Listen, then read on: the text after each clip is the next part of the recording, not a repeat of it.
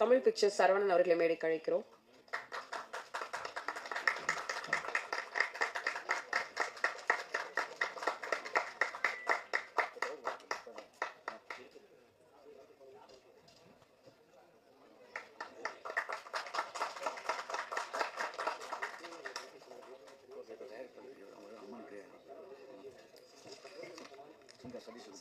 Singer Satish Arun மேடைக்கு வரவும்.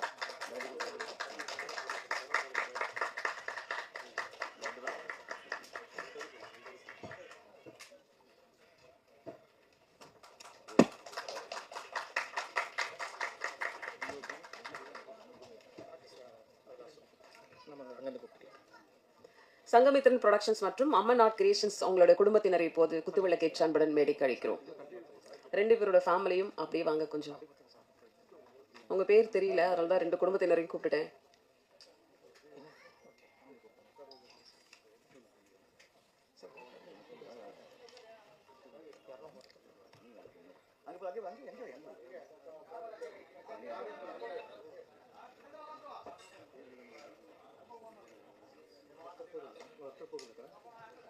அஞ்சு இருக்குல்ல,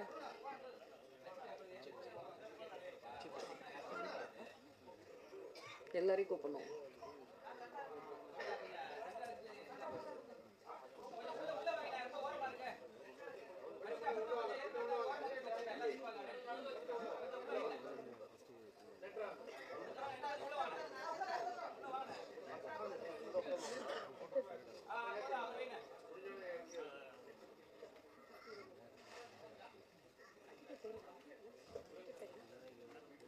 ஸ்ரீராம் விக்னேஷ்.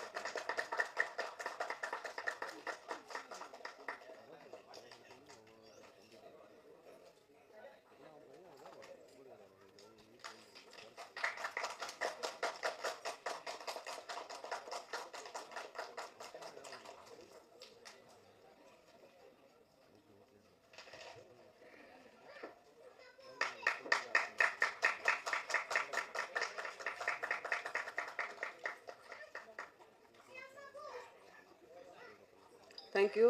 அந்த விளக்கு அப்படியே எடுத்து ஓரமாக வச்சிருங்க.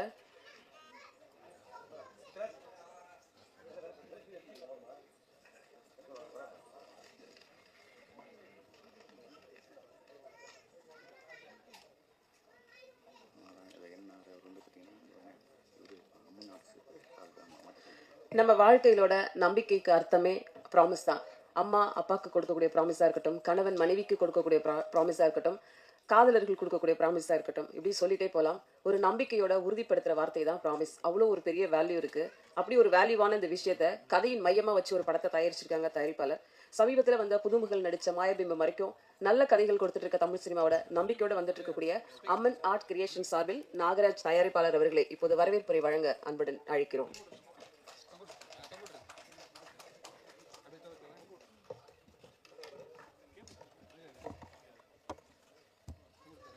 நன்றிங்க. இங்கு வருகை தந்திருக்கும் விழாவிற்கான சிறப்பு விருந்தினர்கள் திரு தயாரிப்பாளர் கே ராஜன் அவர்களுக்கும், இயக்குனர் பேரரசு அவர்களுக்கும், நடிகர் திரு காதல் சுகுமார் அவர்களுக்கும், திரு கில்டு முன்னாள் தலைவர் ஜாகுவா தங்கம் அவர்களுக்கும், இன்னால் மன்னிச்சு சரி மன்னிச்சிருங்க, திரு இயக்குனர் லெனின் அவர்களுக்கும், திரு சரவணன் அவர்களுக்கும், மற்றும் மீடியா நண்பர்களுக்கும், உறவினர்கள், நண்பர்கள் அனைவருக்கும் என் இனிய காதல் காலை முதல் வணக்கங்கள். ப்ராமிஸ்குள்ளவே இருக்கேன் அந்த படத்திலே. ஓகே, அனைவருக்கும் நன்றி இந்த விழாக்கு வந்ததுக்காக. எனக்கு துணிச்சலையும் நம்பிக்கையும் கொடுத்த என் தந்தையையும் பாசத்தையும் பண்பையும் அளித்த என் தாய்க்கும் நான் நன்றியை தெரிவித்துக் கொள்கிறேன். என்னோட சகோதரர்கள் அனைவருடைய உழைப்பாலையும் துணையாலையும் நான் இந்த படி எடுத்து வச்சுருக்கேன். ஆவதும் பின்னாலே அழிவதும் பின்னாலே நிறைய தடவை கேட்டிருப்போம். என் வாழ்க்கையில் என் சரிபாதியான என் மனைவி என்னை சரியாக புரிஞ்சு நல்லபடி எல்லா நேரங்களையும் எனக்கு உறுதுணையாக இருந்திருக்காங்க. சொல்லணுன்னா 2023 திரு இயக்குனர் அருணும் அவருடைய நண்பரும் கார்த்திக்கும் என்னை சந்திக்க வந்தாங்க வேலூரில். ஒரு சின்ன கேஃபேல பார்த்து பேசிகிட்டு இருந்தோம். அவங்க இந்த படத்தோட ஒரு ஒன்லைன் அப்படின்னு சொன்னாங்க. கதை நல்லா இருக்குது, புதுசாக இருக்குது, செஞ்சால் நல்லாயிருக்கும் அப்படின்னு சொன்னேன். அதுக்கு அவங்க வந்துட்டு இது நீங்கள் தான் தயாரிக்கணும்னு நாங்கள் எதிர்பார்க்குறோம், அதுக்கு தான் வந்து இங்கே உங்ககிட்ட பேச வந்தோம் அப்படின்னு சொன்னாங்க. எனக்கு இது படம்னு யோசிக்கிற மாதிரி விஷயன்றதுனால நான் வந்து துணிச்சலாக உடனேன்னு சொல்லிடல. சரிங்க நான் யோசிச்சு சொல்கிறேன் அப்படின்னு சொல்லிட்டு ஒரு 6 மாதங்கள் கடந்திருக்கும். அதுக்குள்ளே வந்து சரி என்னோடய மனைவியோட நான் பேசினேன். இது மாதிரி வந்து அணுகியிருக்காங்க, எப்படி செய்யலாம் அப்படின்னு சொல்லிட்டு. அவங்க வந்து இல்லைங்க நீங்கள் செய்யுங்க அப்படின்னு ரொம்பவே சப்போர்ட்டாக உடனே வந்துட்டு நீங்கள் செய்யலாம்னு சொல்லிட்டு சொன்னாங்க. அந்தளவுக்கு மனைவின்றது ரொம்பவே முக்கியமான பாத்திரம் வாழ்க்கையில். இந்த படமும் அந்த விஷயத்தை நிறைய தெரிவிக்கும்.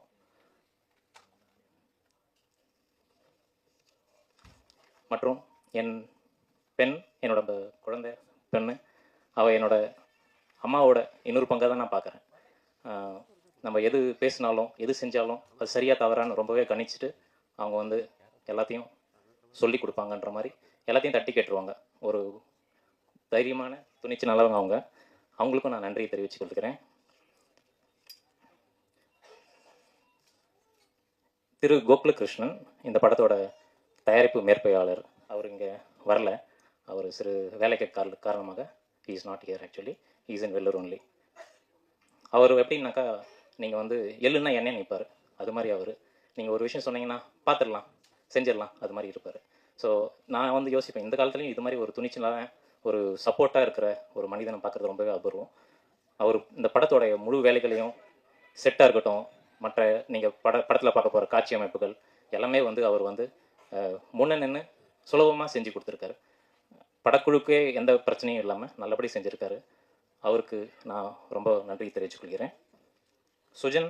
திரு சுஜன் அவர் இந்த படத்தோட இணை இயக்குனர்.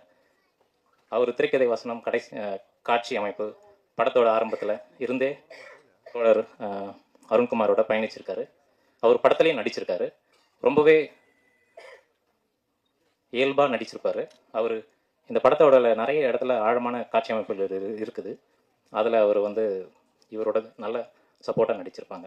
அவருக்கும் நான் நன்றியை தெரிவித்துக் கொள்கிறேன். திரு ஸ்ரீராம் அவர்கள் இந்த படத்தோட படத்தொகுப்பாளர். இவர் இந்த படத்தோட அனைத்து காட்சியையும் இயக்குனரோட ஆரம்பத்திலேருந்தே பயணித்தவர். அவர் நான் வந்து ஆகஸ்ட் 15, 24 வேலூரில் சந்தித்தேன் ஒரு கோயிலில். நாங்கள் வந்து அங்கே 24க்கே இந்த படத்தோட பூஜையை ஆரம்பித்தோம். அன்றைக்கி வந்து அவரை நம்ம பேசி சந்தித்தப்போ அவர் சொன்னது, நீங்கள் இந்த படத்தை செய்யுங்க, நம்ம நல்லா பண்ணலாம், நம்பிக்கையாக இருக்குது அப்படின்னு சொன்னார். இன்றைக்கி வரைக்கும் அந்த நம்பிக்கையை அவர் கடைப்பிடிச்சிருக்காரு. அவருக்காக நான் ரொம்ப நன்றியை தெரிவித்துக் கொள்கிறேன்.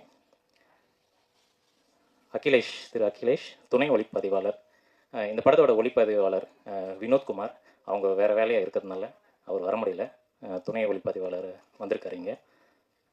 அவர் இந்த படத்துலேயும் அவரும் வந்து எல்லா காட்சி அமைப்புகளும் நல்லபடி வர மாதிரியும், அந்த சீனுக்கு ஏற்ற மாதிரி எப்படி இருக்கணும், ஆங்கிள் எப்படி இருக்கணும், எல்லாமே வந்து அவர் அமைச்சு கொடுத்துருக்காரு. ரொம்ப நல்லா செஞ்சுருக்காரு இந்த படத்தில். இந்த படத்தில் நிறையவே வந்து சிங்கிள் ஷாட்ஸாகவே இருக்கும், அதெல்லாம் நல்லபடி அமைச்சிருக்காங்க. கடைசியாக நிறைய பேட்ச் ஒர்க்கும் கொஞ்சம் இருந்தது, ஏன்னா சில வேலைகள் தள்ளி போயும் அது மாதிரி ஆனது. அந்த பேட்ச் ஒர்க்கெல்லாம் இவர் செஞ்சுருக்காரு. இவர் ஒளிப்பதிவாருன்னு சொல்கிறத விட நிறைய வேலைகள் அதையும் தாண்டி இயக்குனருக்கும் டீமுக்கும் சப்போர்ட்டாக இருந்திருக்காரு. அதுக்கு அவருக்கு நான் ரொம்பவே நன்றி தெரிவித்துக் கொள்கிறேன். திரு மணி அவர் வந்து டெக்னிக்கல் லைப்ரரின்னு சொல்லலாம். அவர் அந்தளவுக்கு ரொம்பவே டெக்னிக்கலாக அறிவுள்ளவர். அவர் இந்த படத்தோட டிஐ செஞ்சுருக்காரு. அவர் ரா ஃபுட்டேஜ் நம்ம அந்த படத்தை கொடுத்தப்போ எப்படி வரும்ன்ற அளவுக்கு எல்லா விஷயமும் அவர் எங்களுக்கு வாரத்துக்கு ஒரு தடவை, நாளைக்கு ஒரு தடவைன்னு சொல்லிகிட்டே இருப்பார். எல்லாத்தையும் சொல்லிகிட்டே இருப்பார். அந்தளவுக்கு அவர் வந்து ரொம்பவே எங்களை வந்து முடிஞ்சிரும் அந்தளவுக்கு ஒரு நம்பிக்கை கொடுத்துருக்காரு. இப்போ நீங்கள் அந்த பார்த்த காட்சி அமைப்பு அதிலே தெரிஞ்சிருக்கும். ஒரு இயற்கையாக இருக்கிற விஷயத்த நமக்கு கண்ணு முன்னாடி ரொம்பவே இயற்கையாக காட்டியிருப்பார். அந்த தத்ரூபம் இருக்குது அதில். அவருக்கு நான் நன்றியை தெரிவித்துக் கொள்கிறேன். அவரோட உழைப்பு எல்லாமே ரொம்ப நன்றி. திரு அருண்குமார் ராஜேந்திரன், உதவி இயக்குனர். அவர் படத்தோட காட்சி அமைப்பு தேவையான ப்ரெப்பு எல்லா வேலையும் அவர் முன்னாடி செஞ்சுருக்காரு. சீன் எப்படி வரணும், அந்த சீனுக்கு யார் எந்த ஆங்கிளில் நிற்கணும், அதெல்லாம் அவர் பார்த்துருக்காரு. ரொம்ப உழைப்பாளர். அவருக்கு நான் நன்றி தெரிவித்துக் கொள்கிறேன். நதியா, செல்வி நதியா, அவங்க லீட் ஆர்டிஸ்ட், இந்த படத்தோட ஹீரோயின். அவங்களும் வேறு படத்தோட பணியாக இருக்கிறதுனால அவங்க இங்கே வர முடியல. அவங்க ரொம்பவே யதார்த்தமாக எந்த காட்சியில் எந்த அளவுக்கு முகபாவனை இருக்கணும், எந்த அளவுக்கு பேசணும், எந்த நெளிவு சுழிவோடு இருக்கணும், அதெல்லாம் நல்லாவே பண்ணியிருப்பாங்க. நீங்கள் படத்துலையும் பார்த்துருப்பீங்க, பாட்டுலேயும் பார்த்துருப்பீங்க. அந்த ஒரு ஹோம்லி லுக்கு, நம்ம பக்கத்து வீட்டில் ஒரு பெண் இருந்தால் எப்படி இருப்பாங்க அந்த லுக்கு கொடுத்துருப்பாங்க. அவங்க டேக் ஆக்ஷன் சொன்னாவே ஸ்க்ரீன் முன்னாடி வந்தாவே நல்லா அமைச்சிருப்பாங்க. அவங்களோட உழைப்புக்கும் அவங்களுக்கு நான் நன்றி தெரிவித்துக் கொள்கிறேன். திரு வினோத், அவர் ஒளிப்பதிவாளர். அவரை பற்றியும் நான் சொல்லிடுறேன். அவர் இங்கே இல்லை. அவர் ஆரம்பத்துலேருந்து கடைசி வரைக்கும் எந்த ஷார்ட்ஸ் எப்படி இருக்கணும், திரு அருண் கூட பேசிட்டு எல்லாத்தையும் கலந்துரையாடி செய்வார். ரொம்பவே சப்போர்ட்டானவர், திறமையானவர். அவருக்கும் நன்றி தெரிவித்துக் கொள்கிறேன். இந்த படத்தோட இன்னைக்கு இந்த விழாவோட கதாநாயகன் திரு தீபன், சரவணதீபன்.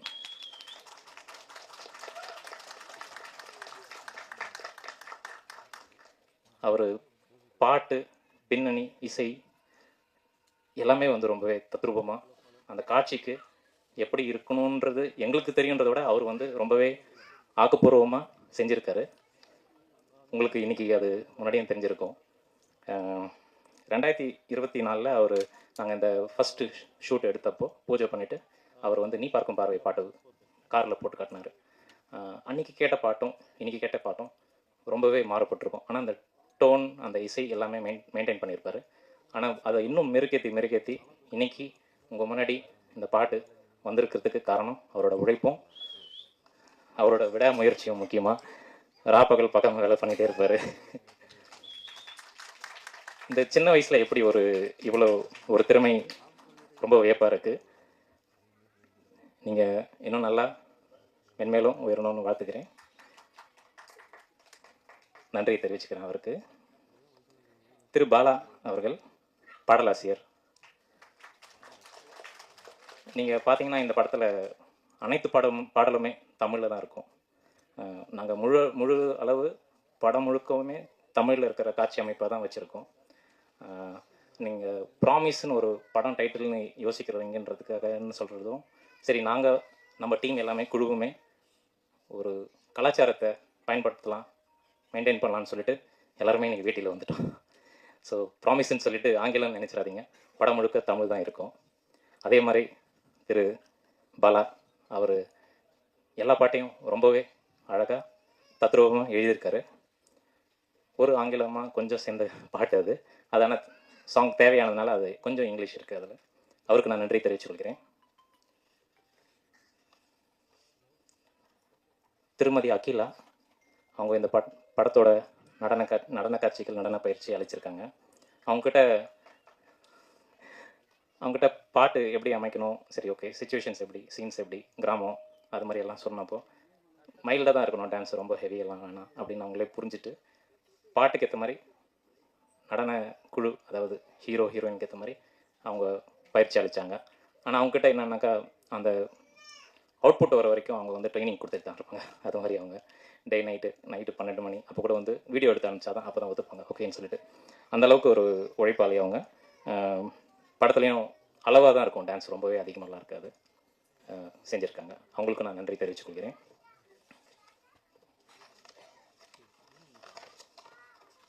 செல்வி தானியா, இந்த படத்தோட ப்ரொடக்ஷன் மேனேஜர். அவங்க இந்த படத்தில் வரவு செலவு அனைத்தையுமே மேற்கொண்டிருக்காங்க.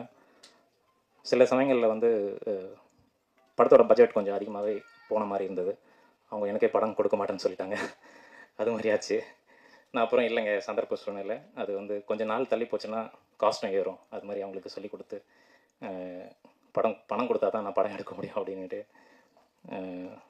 செஞ்சது. அவங்க இந்த வயசுல இந்த அளவுக்கு அறிவாக இருக்காங்க, கடமை உணர்ச்சியோடு இருக்காங்க. அவங்களுக்கு வாழ்த்துக்கிறேன், நன்றியும் தெரிவித்துக் கொள்கிறேன்.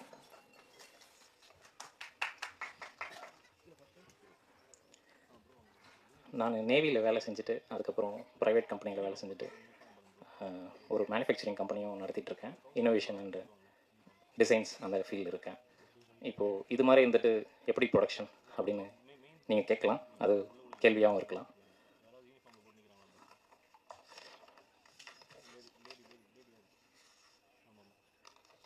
என்னோடய பையன் ராஜமாணிக்கம், அவர் எப்படின்னாக்கா நீங்கள் கேட்குற வரைக்கும் அவர் சொல்லிகிட்டே இருப்பார். இந்த காலத்து குழந்தைங்க ஜென் அல்ஃபாங்களா, ஸோ அவங்களாம் வந்து நீங்கள் கவனிக்கிற வரைக்கும் சொல்லிட்டு இருப்பாங்க. அது மாதிரி ஸோ இயக்குனர் வந்து அதே மாதிரி தான். என்னோடய கவனம் எந்த அளவுக்கு இந்த படத்து மேலே ஆர்வமாக வரணுமோ, நான் அப்புறம் சொல்கிறேன்னு சொன்னாலும் அவர் நல்லபடி ஃபாலோ பண்ணிட்டு இருப்பார். அது மாதிரி அவர். ஸோ இந்த படத்தில் இன்றைக்கி முன்னாடி உங்கள் மேடையில் நான் நின்று இருக்கேன். சிறப்பினர்கள் அனைவருக்கும் மீடியா முன்னாடி நான் நின்று பேசிகிட்டு இருக்கேன்னா அதுக்கு ஒரே காரணம் அருண்குமார் சேகரன். அவர் என் மேலே வச்சுருக்க நம்பிக்கை, அதே போல் நான் அவர் மேலே வச்சுருக்க நம்பிக்கை தான் இதுக்கு காரணம். அதையும் தாண்டி அவரை நம்பி அவர் கிராமத்துலேயும் அந்த குழுவும் பட டீம் அனைவருமே நம்பிக்கையாக செயல்பட்டுருக்காங்க. அதே முழு மனசோட நம்ம இந்த படத்தையும் எடுத்திருக்கோம்.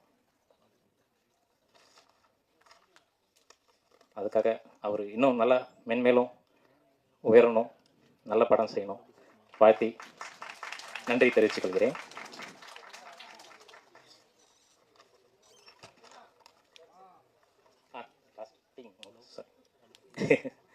எல்லா டீம் பற்றி சொல்லிடுறேன். ஸோ இந்த படத்தில் நடித்த ராஜ்குமார், பிரதாப், அமரீஷ் மற்றும் வேலை செஞ்ச வீரா, சுரேந்தர், அஜய், சந்தோஷ்,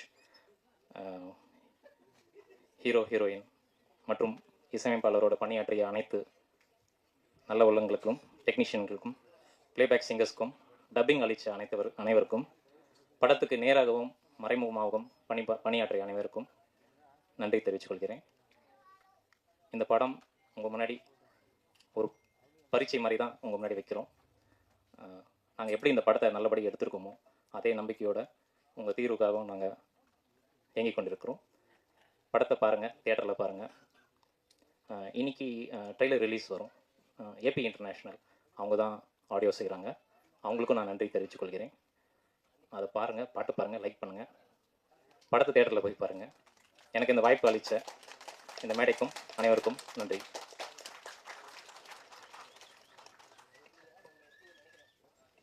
சார், உங்களுக்கு நான் ஒரு ப்ராமிஸ் பண்ணுறேன் சார், நீங்கள் சிறந்த தயாரிப்பாளராக வருவீங்க. ஏன்னா படத்துக்கு பணம் போட்டது மட்டும் இல்லாமல் 4 பக்கத்துக்கு கண்டென்ட் எழுதிட்டு வந்து டைரக்டர் பேச வேண்டியது எல்லாத்தையும் நீங்கள் பேசிட்டு டைரக்டருக்கு என்ன நான் பேச போகிறேன்னு உங்களை பிறுக்குன்னு பார்த்தாரு பார்த்தீங்களா, அங்கே தான் சார் இந்த தயாரிப்பாளர் இருக்காரு. ரொம்ப சந்தோஷமாக இருக்குது. இந்த காலையை அவ்வளோ அழகாக மாற்றி கொடுத்துருக்கீங்க. சீக்கிரம் நிகழ்ச்சி முடிச்சிடுவோம். அடுத்ததாக நாம் பேச அழைக்கிறோம். படத்தில் 5 பாடல்கள் இருக்குது. ஒரு ப்ராமிசிங்கான்னு சொல்லல, அப்படி ஒரு ப்ராமிசிங்கான பாடல்களும் இதில் எழுதியிருக்காங்க.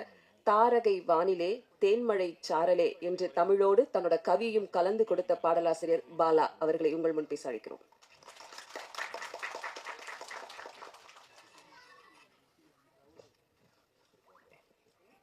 அனைவருக்கும் வணக்கம். நான் இவ்வளோ சீக்கிரம் எதிர்பார்க்கல. இந்த கும்பிடத்து போனதையும் குறுக்கே வந்ததம்மா அப்படிங்கிற மாதிரி இன்றைக்கி வந்து இந்த நிகழ்ச்சிக்கு வந்து ஒரு இயக்குனர், அவர் பாடலாசிரியாகவும் எல்லா படத்துலையும் இருந்திருக்கிறாரு. அவர் வந்து மிகப்பெரிய மகிழ்ச்சி. அப்புறம் 2 விஷயம் பார்க்கலாம். ரியல் ஃபைட்டர் நம்ம தயாரிப்பாளர் கே ராஜன் அவர் இருக்கார். ரியல் ஃபைட்டர் ஜாக்வார் தங்கம் சாரும் இந்த மேடையில் இருக்காங்க. ஸோ ஒரு மகிழ்ச்சியான மேடை இது. அரிது அரிது மானிடராய் பிறத்தல் அரிது, அதிலும் அரிது கூன் குருடு செவிடு நீங்கி பிறத்தல் அப்படின்ட்டு நல்லா பிறந்துட்டோம். நல்ல பாட்டு வரதில்லைங்கிற மாதிரி உங்களுக்கு மாதிரி எனக்கும் வந்து உள்ள வருத்தம் நிறையா இருக்குது. ஸோ அந்த வருத்தம் என்ன காரணம் அப்படின்னா, பாடலுக்கான களம் வந்து இன்னைக்கு வந்து ரொம்ப கம்மியாயிடுச்சு அப்படிங்கிறது. நல்ல திறமையான இசையமைப்பாளர்கள், நல்ல திறமையான பாடலாசிரியர்கள் எல்லாமே இருக்கிறாங்க, இயக்குநர்கள் நல்ல இயக்குனர் இருக்காங்க. ஆனால் பாடலுக்கான ஒரு களம் தயாரிக்கக்கூடிய ஒரு விஷயம் வந்து இன்னைக்கு ரொம்ப கம்மியாயிடுச்சு, எண்ணிக்கை வந்து குறைவாயிடுச்சு. ஸோ நாங்கள் வளர்கிற காலத்துலலாம் எங்களை வளர்த்து வந்து தமிழ் மேலே ஆர்வம் வந்து தமிழ் திரை இசைப்பாளர்கள் தான். எங்களுக்கு தமிழில் வந்து சப்ஜெக்ட் படிக்கிறோம். அதை தாண்டி வந்து நீங்கள் தமிழை பற்றி வேறு என்ன புது புது வார்த்தைகள் எதில் கண்டுபிடிப்பீங்கன்னா, நீங்கள் அந்த வர பாட்டில் இருந்தால் நீங்கள் எடுத்துக்கிறீங்க. தமிழும் கம்மியாயிடுச்சு. ஸோ பாட்டும் கம்மியாயிடுச்சு அப்படிங்கிற ஒரு நிலையில் வந்து இளைய தலைமுறையை நினச்சா கொஞ்சம் வருத்தமாக இருக்குது. எங்களை மாதிரி கேட்டு வளரலையே, தமிழெல்லாம் நீங்கள் கேட்டு வளரலையே அப்படிங்கிற ஒரு வருத்தம் வந்து எங்களுக்கு இருக்குது. ஸோ இந்த படத்தில் வந்து அந்த மாதிரி ஒரு களம் வந்து அமைச்சு கொடுத்துருக்குறாங்க. அதே போல் பாடல்கள் வந்து ஸ்பீட் பிரேக் அப்படிங்கிற மாதிரி ஒரு கான்செப்ட் போயிட்டுருக்கு. உண்மையாக அது ஸ்பீட் பிரேக் தானே இல்லை மைலேஜா அப்படின்னா நம்ம ஒரு சில விஷயங்களை எடுத்து பார்த்தா தெரியும். குணான்னு ஒரு படம் வந்துச்சு இப்போ ரீசெண்டாக வந்து பாட்டு இந்த இளைய தலைமுறைகளுக்கு தெரியுங்கிறங்காட்டி இதை விளக்கமாக சொல்கிறேன். அந்த படத்தோட கிளைமேக்ஸ் காட்சியில் வந்து பார்த்தீங்கன்னா ஹீரோயினுக்கு அடிபட்டிருக்கும். போலீஸ் ஒரு பக்கம் தேடிட்டு இருப்பாங்க, இருட்டு கோவைக்குள்ளே போய் இருப்பாங்க. ஆனால் அந்த இடத்துல அழகான ஒரு காதல் பாட்டு, அது ஒரு நார்மலான பாட்டாக இருக்காது, அது வந்து ஒரு வசனத்தோட வர காதல் பாட்டாக ஒரு களம் அமைச்சு அந்த படம் வந்து எனக்கு தெரிஞ்சு அது சரியாக போகலை அந்த டைமில். ஆனால் அந்த படத்துக்கு அந்த பாடல் மிகப்பெரிய அடையாளமாக இருந்துச்சு. இன்றைக்கி அதே படம் வந்து மஞ்சுமல் பாய்ஸ் இன்றைக்கி வந்து பெரிய வியாபாரமாக இருக்குது. அந்த படம் வந்து பார்த்தீங்கன்னா அந்த பாடல் வந்து பார்த்தீங்கன்னா இன்றைக்கி அது அடையாளமாக இருக்குது. அப்போ வந்து பாடல் அப்படிங்கிறது மைலேஜ், எப்போ நம்ம கரெக்டாக யூஸ் பண்ணும்போது பாடல் அப்படிங்கிறது மைலேஜ். ஸோ அந்த மாதிரி ஒரு களம் வந்து இந்த படத்தில் வந்து கொடுத்துருக்குறாங்க. ஸோ அதே போல் கவிஞர்கள் வந்து பார்த்தீங்கன்னா கேப் கிடச்சா கிடா வெட்டிடுவோம். அந்த மாதிரி வந்து கிடா வெட்டுறதை பற்றி நம்ம திருப்பாச்சி சாரை வச்சுட்டு நம்ம கிடா வெட்டுறதெல்லாம் பேச முடியாது. விஜய் சாரை வச்சு கிடா வெட்டுற சீனெல்லாம் வச்சார் அவர். அந்த மாதிரி அவரோட பாடல்களே எனக்கு ரொம்ப பிடிச்ச பாடல் வந்து பார்த்தீங்கன்னா மீசையில் மண்ணு பட்டா கோலைன்னு பேர் வரும், மீசையில் பொண்ணு பட்டா வீரந்தானடா அப்படின்ட்டு எழுதுவார்.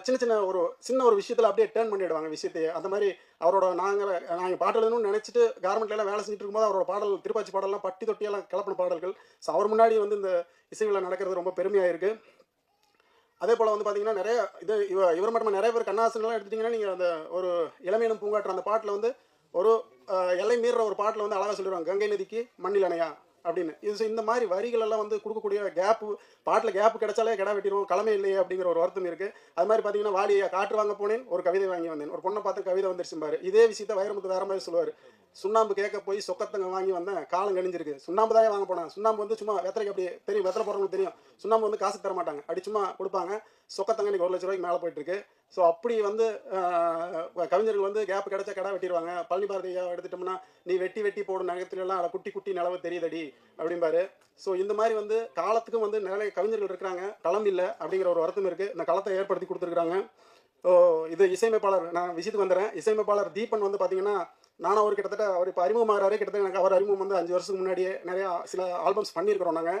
இந்த டீமே வந்து பார்த்தீங்கன்னா தீபன் சார், ஸ்ரீராம் எடிட்டர், அவர் தான் என்னோட முதல் ஆல்பம் பாடலோட எடிட்டர். ஸோ இந்த ஒரு டீமில் ஒரு 4-5 பேர் வந்து பார்த்தீங்கன்னா அவர் கூட ஒர்க் பண்ணுற சந்தீப் எல்லாருமே வந்து ஆல்ரெடி நாங்கள் ஒரு 5-6 வருஷமாக ஒட்டா பயணிச்சுட்டு இருக்கோம். ஒரு பெரிய வியப்பான விஷயம், தீபன் வந்து அவருக்குன்னு ஒரு படம் கிடைக்கும் போது எங்களை பயன்படுத்திக்கிட்டு நினச்சதுக்கே வந்து அவருக்கு வந்து மிகப்பெரிய பாராட்டுகளை தெரிவிச்சுக்கணும். ஏன்னா ஒரு கமர்ஷியல் ஆளுகளை போகாமல் திறமை இருக்கிற ஆளுகளை எடுத்து பண்ணுவோம் அப்படின்னு சொல்லி அவர் வந்து ஒரு அற்புதமான மனதுக்கு அற்புதமான இசையமைப்பாளருங்கிறது. நீங்கள் சொல்லுங்கள், என்கிட்ட கூட கேட்டாங்க என்ன வரிகள் எழுதிருக்கீங்க அப்படின்னு. நம்மளோட own drum how will blow our own trumpet, நம்ம எப்படி நான் நல்ல வரிகள் எழுதிருக்கேன், நான் எப்படி சொல்கிறது, நீங்கள் சொல்லுங்கள் அப்படிங்கிற மாதிரி பாட்டு மட்டும் எழுதியிருக்கேன் அப்படின்னு. ஸோ வரிகளை கேட்டுட்டு நீங்கள் சொல்லுங்கள், பாடலை கேட்டுட்டு நீங்கள் சொல்லுங்கள். அந்த மாதிரி தீபன் வந்து பார்த்தீங்கன்னா மிகப்பெரிய ஹார்ட் ஒர்க் பண்ணியிருக்காரு. அவருக்கு வந்து ப்ரொடக்ஷன் டீம் வந்து ரொம்ப சப்போர்ட் பண்ணியிருக்காங்க. எப்போ போயிட்டே இருப்பார், ப்ரோக்ராமிங் பண்ணிட்டு இருப்பார். திடீர்னு நான் வந்து லைவ் செஷன் போகிறேன், இதுக்கு லைவ் போகிறோம் ப்ரோ, இது இப்படி பண்ணுறோம் ப்ரோ அப்படிம்பாரு. அது வந்து பார்த்தீங்கன்னா அவர் அதான் சொல்கிறார், முதல்ல கேட்டப்போ ஒரு மாதிரி வந்து கடைசியாக பாடல் நீங்கள் கேட்டிருப்பீங்க. அவரோட மியூசிக்கில் உழைப்பு வந்து ரொம்ப கடைசி நிமிஷம் வரைக்கும் அந்த மாஸ்டர் பண்ணி எடுக்கிற வரைக்குமே வந்து மிக கடுமையான உழைச்சிருக்கிறார் அவர். அதே போல் டைரக்டர் வந்து பார்த்தீங்கன்னா அவருக்கு வந்து நம்ம ஏதாவது ஒரு ஆல்டர்னேட்டிவ் லைன் கொடுத்தோம்னா அதையும் வைங்க அப்படிம்பாரு, இதே வைக்கல அப்படின்னு. அந்த மாதிரி அவர் வந்து ஒரு இயக்குனரை தாண்டி மிகப்பெரிய ரசிகராக அமைஞ்சது வந்து எங்களுக்கு ரொம்ப ஒரு இது. ஏதாவது ஒன்று இன்னைக்கு காலையில் கூட வந்து கேட்டிருந்தார், உதிரிகிறேன் சார்களை இன்னும் கொஞ்சம் நீங்கள் டெப்த்தாக எழுதிருக்கலாம் அப்படின்னு. சார் போதும், இவ்வளோ டெப்த்தை புரிஞ்சுக்குவாங்களான்னு தெரியல அப்படின்னு. அந்த மாதிரி வந்து இன்னைக்கு காலையில் கூட சொல்கிறாரு. அந்த மாதிரி இந்த படத்தில் இன்னொரு பாடல் வந்து இந்த 2 பாடல் ஒளிபரப்பில் ஒரு பாடல் வந்து இந்த காஞ்சிப்பட்டு சேலை கட்டி வந்து உதாரணமாக கொடுத்தாரு, அதையும் சொல்லிட்டு இருந்தாரு. அந்த பாடல் வந்து கொஞ்சம் ஆங்கிலம் கலந்து அது மட்டும் எழுதியிருக்கிறோம். அந்த பாடல் கமர்ஷியலாக போகும், இன்னைக்கு இது பண்ணலாம், பட் யூடியூப்ல பாருங்கள். நல்லா அந்த பாடலோட ஒரு பாடல் பண்ணியிருக்கிறோம். சொல்லிடுறேன் சரி சரி. ஸோ அனைவருக்கும் நன்றி. இந்த விழாவுக்கு வந்து எங்களுக்கு எல்லாம் வாழ்த்து வந்திருக்கும் அனைத்து விருந்தினருக்கும் நன்றி, வணக்கம், தேங்க்யூ. படத்தோட டீம் மட்டுமே 1 மணி நேரம் எடுத்துட்டிங்கன்னா சிறப்பு விருந்தினர்கள் பேசுறதுக்கு டைமே இருக்காது. ஸோ அதனால் கொஞ்சமாக சுருக்கமாக பேசினா நல்லாயிருக்கும். அடுத்ததாக நான் பேச அழைக்கிறோம். படத்துக்கு இசையமைப்பு அப்படிங்கிறது ரொம்ப முக்கியம். இவரை பற்றி சொல்லணும்னா 100க்கும் மேற்பட்ட குறும்படங்கள் மற்றும் 50க்கும் மேற்பட்ட பலமொழி படங்களில் சவுண்ட் இன்ஜினியராக இருந்திருக்காங்க. ப்ராமிஸ் ஒரு நல்ல படம் தலைப்பு மூலமாக இசையமைப்பாளர் அறிமுகமாகறாங்க. சரவண தீபன் இசையமைப்பாளர் அவர்களை இப்போது சில வார்த்தைகள் பேச அழைக்கிறோம்.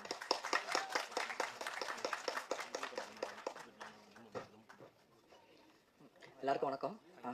மேலே இருக்க எல்லா பெரியவங்களுக்கும் பெரிய வணக்கம். இசையமைப்பாளராக இது வந்து எனக்கு முதல் படம். இந்த படம் கிடைக்கிறதுக்கு எனக்கு காரணமாக இருந்த என்னோட ப்ரொடியூசர் அண்ட் டேரக்டர், அப்புறம் என்னோட பிரதர் ஸ்ரீராம், இவங்க மூலியமாக தான் இந்த படம் எனக்கு கிடச்சிது. ஸோ இந்த படத்தை வந்து ஸ்கிரிப்ட்லேருந்தே நாங்கள் ஒர்க் பண்ணிகிட்டு இருக்கோம். ரொம்ப ஸ்க்ராட்ச் ஒரு ஐடியாவாக சொன்னார், இதுதான் லைன் ப்ரோ, இந்த மாதிரி என்கிட்ட லைன் இருக்குது, நம்ம இந்த படமாக பண்ணலாமான்னு கேட்குது. அதுலேருந்து நாங்கள் ஒர்க் பண்ணிகிட்ருக்கோம். ஸோ இதுக்கு என்னென்ன மாதிரியான சாங்ஸ்லாம் வரும், என்ன மாதிரியான எந்தெந்த இடத்துல சாங்ஸ் வரும்னு அப்போவே நாங்கள் பிளான் பண்ணிவிட்டு, ஸோ அதுக்காக ஒரு ப்ரீ ப்ரொடக்ஷன்லேருந்தே நாங்கள் சாங்ஸ் ஒர்க் பண்ணிகிட்டு இருக்கோம். ஸோ அதனால தான் சாங் எனக்கு தெரிஞ்சு என்னோட பெஸ்ட் கொடுத்துருக்கேன் நான் நம்புகிறேன். ஸோ டேரக்டர் அண்ட் ப்ரொடியூசருக்கு ரொம்ப தேங்க்ஸ். அண்ட் என்னோட டெக்னீஷியன்ஸ் அண்ட் சிங்கர்ஸ், இந்த பாட்டை வந்து சைந்தவிகா, அப்புறம் சத்யபிரகாஷ், அப்புறம் சதீஷ் விஜய், அர்ச்சனா, அப்புறம் முகேஷ் அண்ணா அவங்க எல்லாம் பாடியிருக்காங்க. ஸோ ஒரு புது கம்போசர், நிறைய பெரிய சிங்கர்ஸ் வந்து பாடியிருக்காங்க. அது எனக்கு ரொம்ப பெரிய சப்போர்ட்டாக இருந்துச்சு. ஸோ அவங்க எல்லாத்துக்குமே ரொம்ப பெரிய தேங்க்ஸ். ஸோ அதுக்கப்புறம் வந்து பாட்டு எல்லாத்தையுமே எழுதின என்னோட கவிஞர், என்னோட பாடலாசிரியர் பாலாண்ணாவும் வந்து என்னோட கெரியரில் வந்து ரொம்ப ஒரு முக்கியமான ஒரு ஆள். ஏன்னா அவர் உள்ளே வந்ததுக்கப்புறம் என்னோட பாட்டோட ஒரு சவுண்டிங் மாறுச்சுன்னு நான் நம்புகிறேன். லிரிக்கலாக வந்து ஒரு மேஜிக் பண்ணி இன்ன வரைக்கும் நாங்கள் ட்ராவல் பண்ணிகிட்ருக்கோம். நாங்கள் நிறையா கண்டிப்பாக ஒர்க் பண்ணுவோம். அடுத்த படத்தில் அண்ணா ஒரு பாட்டு எழுதியிருக்காரு, அதை அப்புறம் சொல்கிறோம். இந்த இவ்வளோ குவாலிட்டியான மியூசிக் வந்திருக்கு. ஸோ இது வந்து என்னால் மட்டும்தான் நினச்சிங்கன்னா கண்டிப்பாக இல்லை, என்னோட டீம் இருக்காங்க. அண்ட் சஞ்சீவ் அண்ணா அண்ட் ஸ்டீவ் சார், உங்கள் பெர்மிஷனோட நான் கொஞ்சம் மேடிக் கூப்பிடணும் ஆசைப்பட்றேன் சார். ப்ரொடியூசர் சார், சஞ்சீவ் அண்ணா, ஸ்டீவ் கொஞ்சம் மேடிக் வாங்க.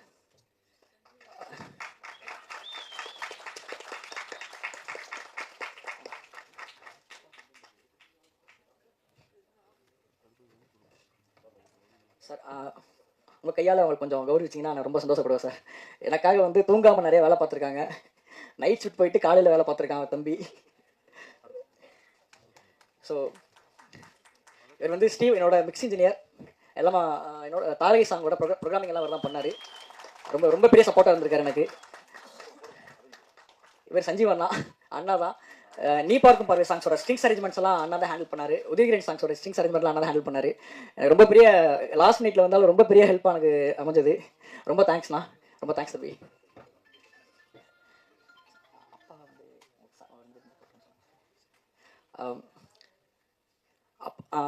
என்னோட அப்பா வந்து ப்ரொடியூசருக்கும் டேரக்டருக்கும் சின்ன ஒரு மெமரிஸ் பண்ணணும்னு சொல்லியிருந்தாரு.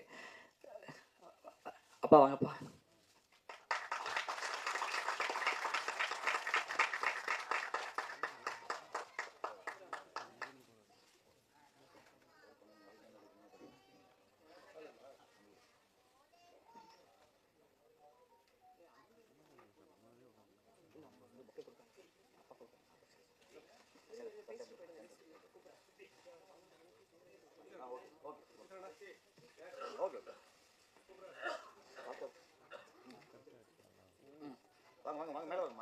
வாங்க மேலே வாங்க.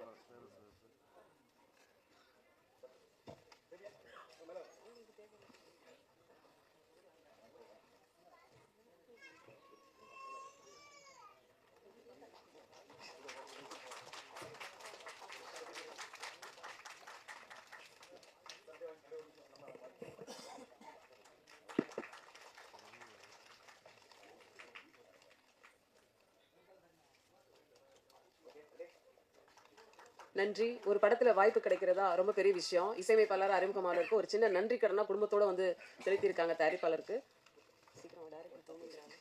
இன்னும் ஒரு முக்கியமானது, இந்த படத்தில் வந்து நாங்கள் டீமாக தான் ஒர்க் பண்ணோம். எனக்கு வந்து நிறைய இடத்துல வந்து மணிகண்டன் அண்ணா, என்னோட அண்ணா, அவர் வந்து நிறைய விஷயத்தில் ஹெல்ப் பண்ணி எனக்கு கைட் பண்ணியிருக்காரு. ஸோ ரொம்ப தேங்க்ஸ்ண்ணா. இந்த படம் வந்து இந்த சாங் இப்பெல்லாம் வந்தது காரணம் நீங்களும் ஒரு காரணம் தான். ரொம்ப தேங்க்ஸ்ண்ணா. வாய்ப்புக்கு நன்றி கூறி பெரிய நன்றி, வணக்கம், தேங்க்ஸ். இயக்குனர் பேரரசு அவர்கள் வந்து அவசரமா வெளியில கிளம்ப வேண்டியிருக்கனால இப்போ ட்ரெய்லரை லான்ச் பண்ணிடலாம். அதுக்கப்புறம் அவரை பத்தி பேசணும் அப்படின்னா, சிறிய படங்களுக்கு எப்போதும் தானே முன் வந்து வாழ்த்துவாரு. கான்ட்ரவர்சி பேச மாட்டாரு. ஆனா இவர் பேசினா கான்ட்ரவர்சி ஆயிடும். வாங்க sir.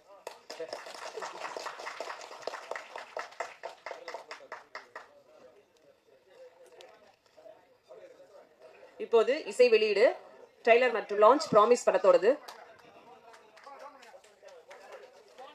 First camera, video camera எடுத்துக்கலாம், அப்புறம் கேமரா எடுத்துக்கலாம். போட்டோஸ் கொஞ்சம் வாங்க.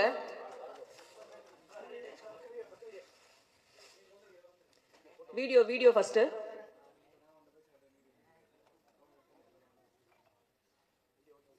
வீடியோ ஓகே பாப்பா? ராஜேஷ்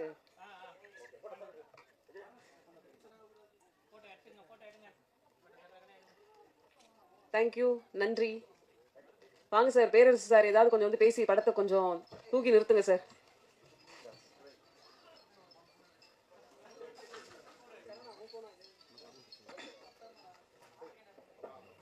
ராஜன் சார் முறைக்கிறாரு, உதயகுமார் வரல அதுக்கு நீ வந்துட்டியான்ட்டு. அனைவருக்கும் வணக்கம். ஆமாம், நாங்கள் கொஞ்சம் சுத்தமாக பேசிக்கிறோம். ப்ரொடியூசர் இந்த அளவுக்கு வரும் இப்போ ரோலிங் ரைட்மாக போயிட்டு இருக்கு. அப்படியே அவங்களோட ஃபங்க்ஷன், அவங்க நிறையா வேலை நீங்கள் தான் பேசணும், நாங்கள் எப்பவும் அதிகம் பேசுகிறவங்க தான். ப்ராமிஸ்.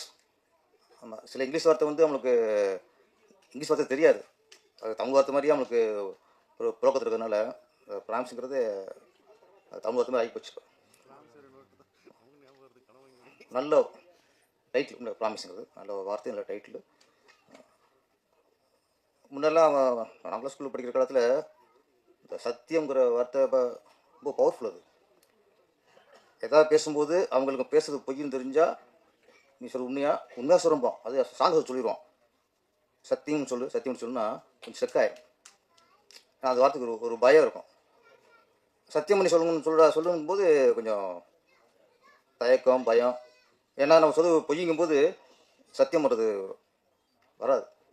அந்த வார்த்தை அவ்வளோ ஒரு காலத்தில் பயம் இருந்துச்சு சத்தியம்னா.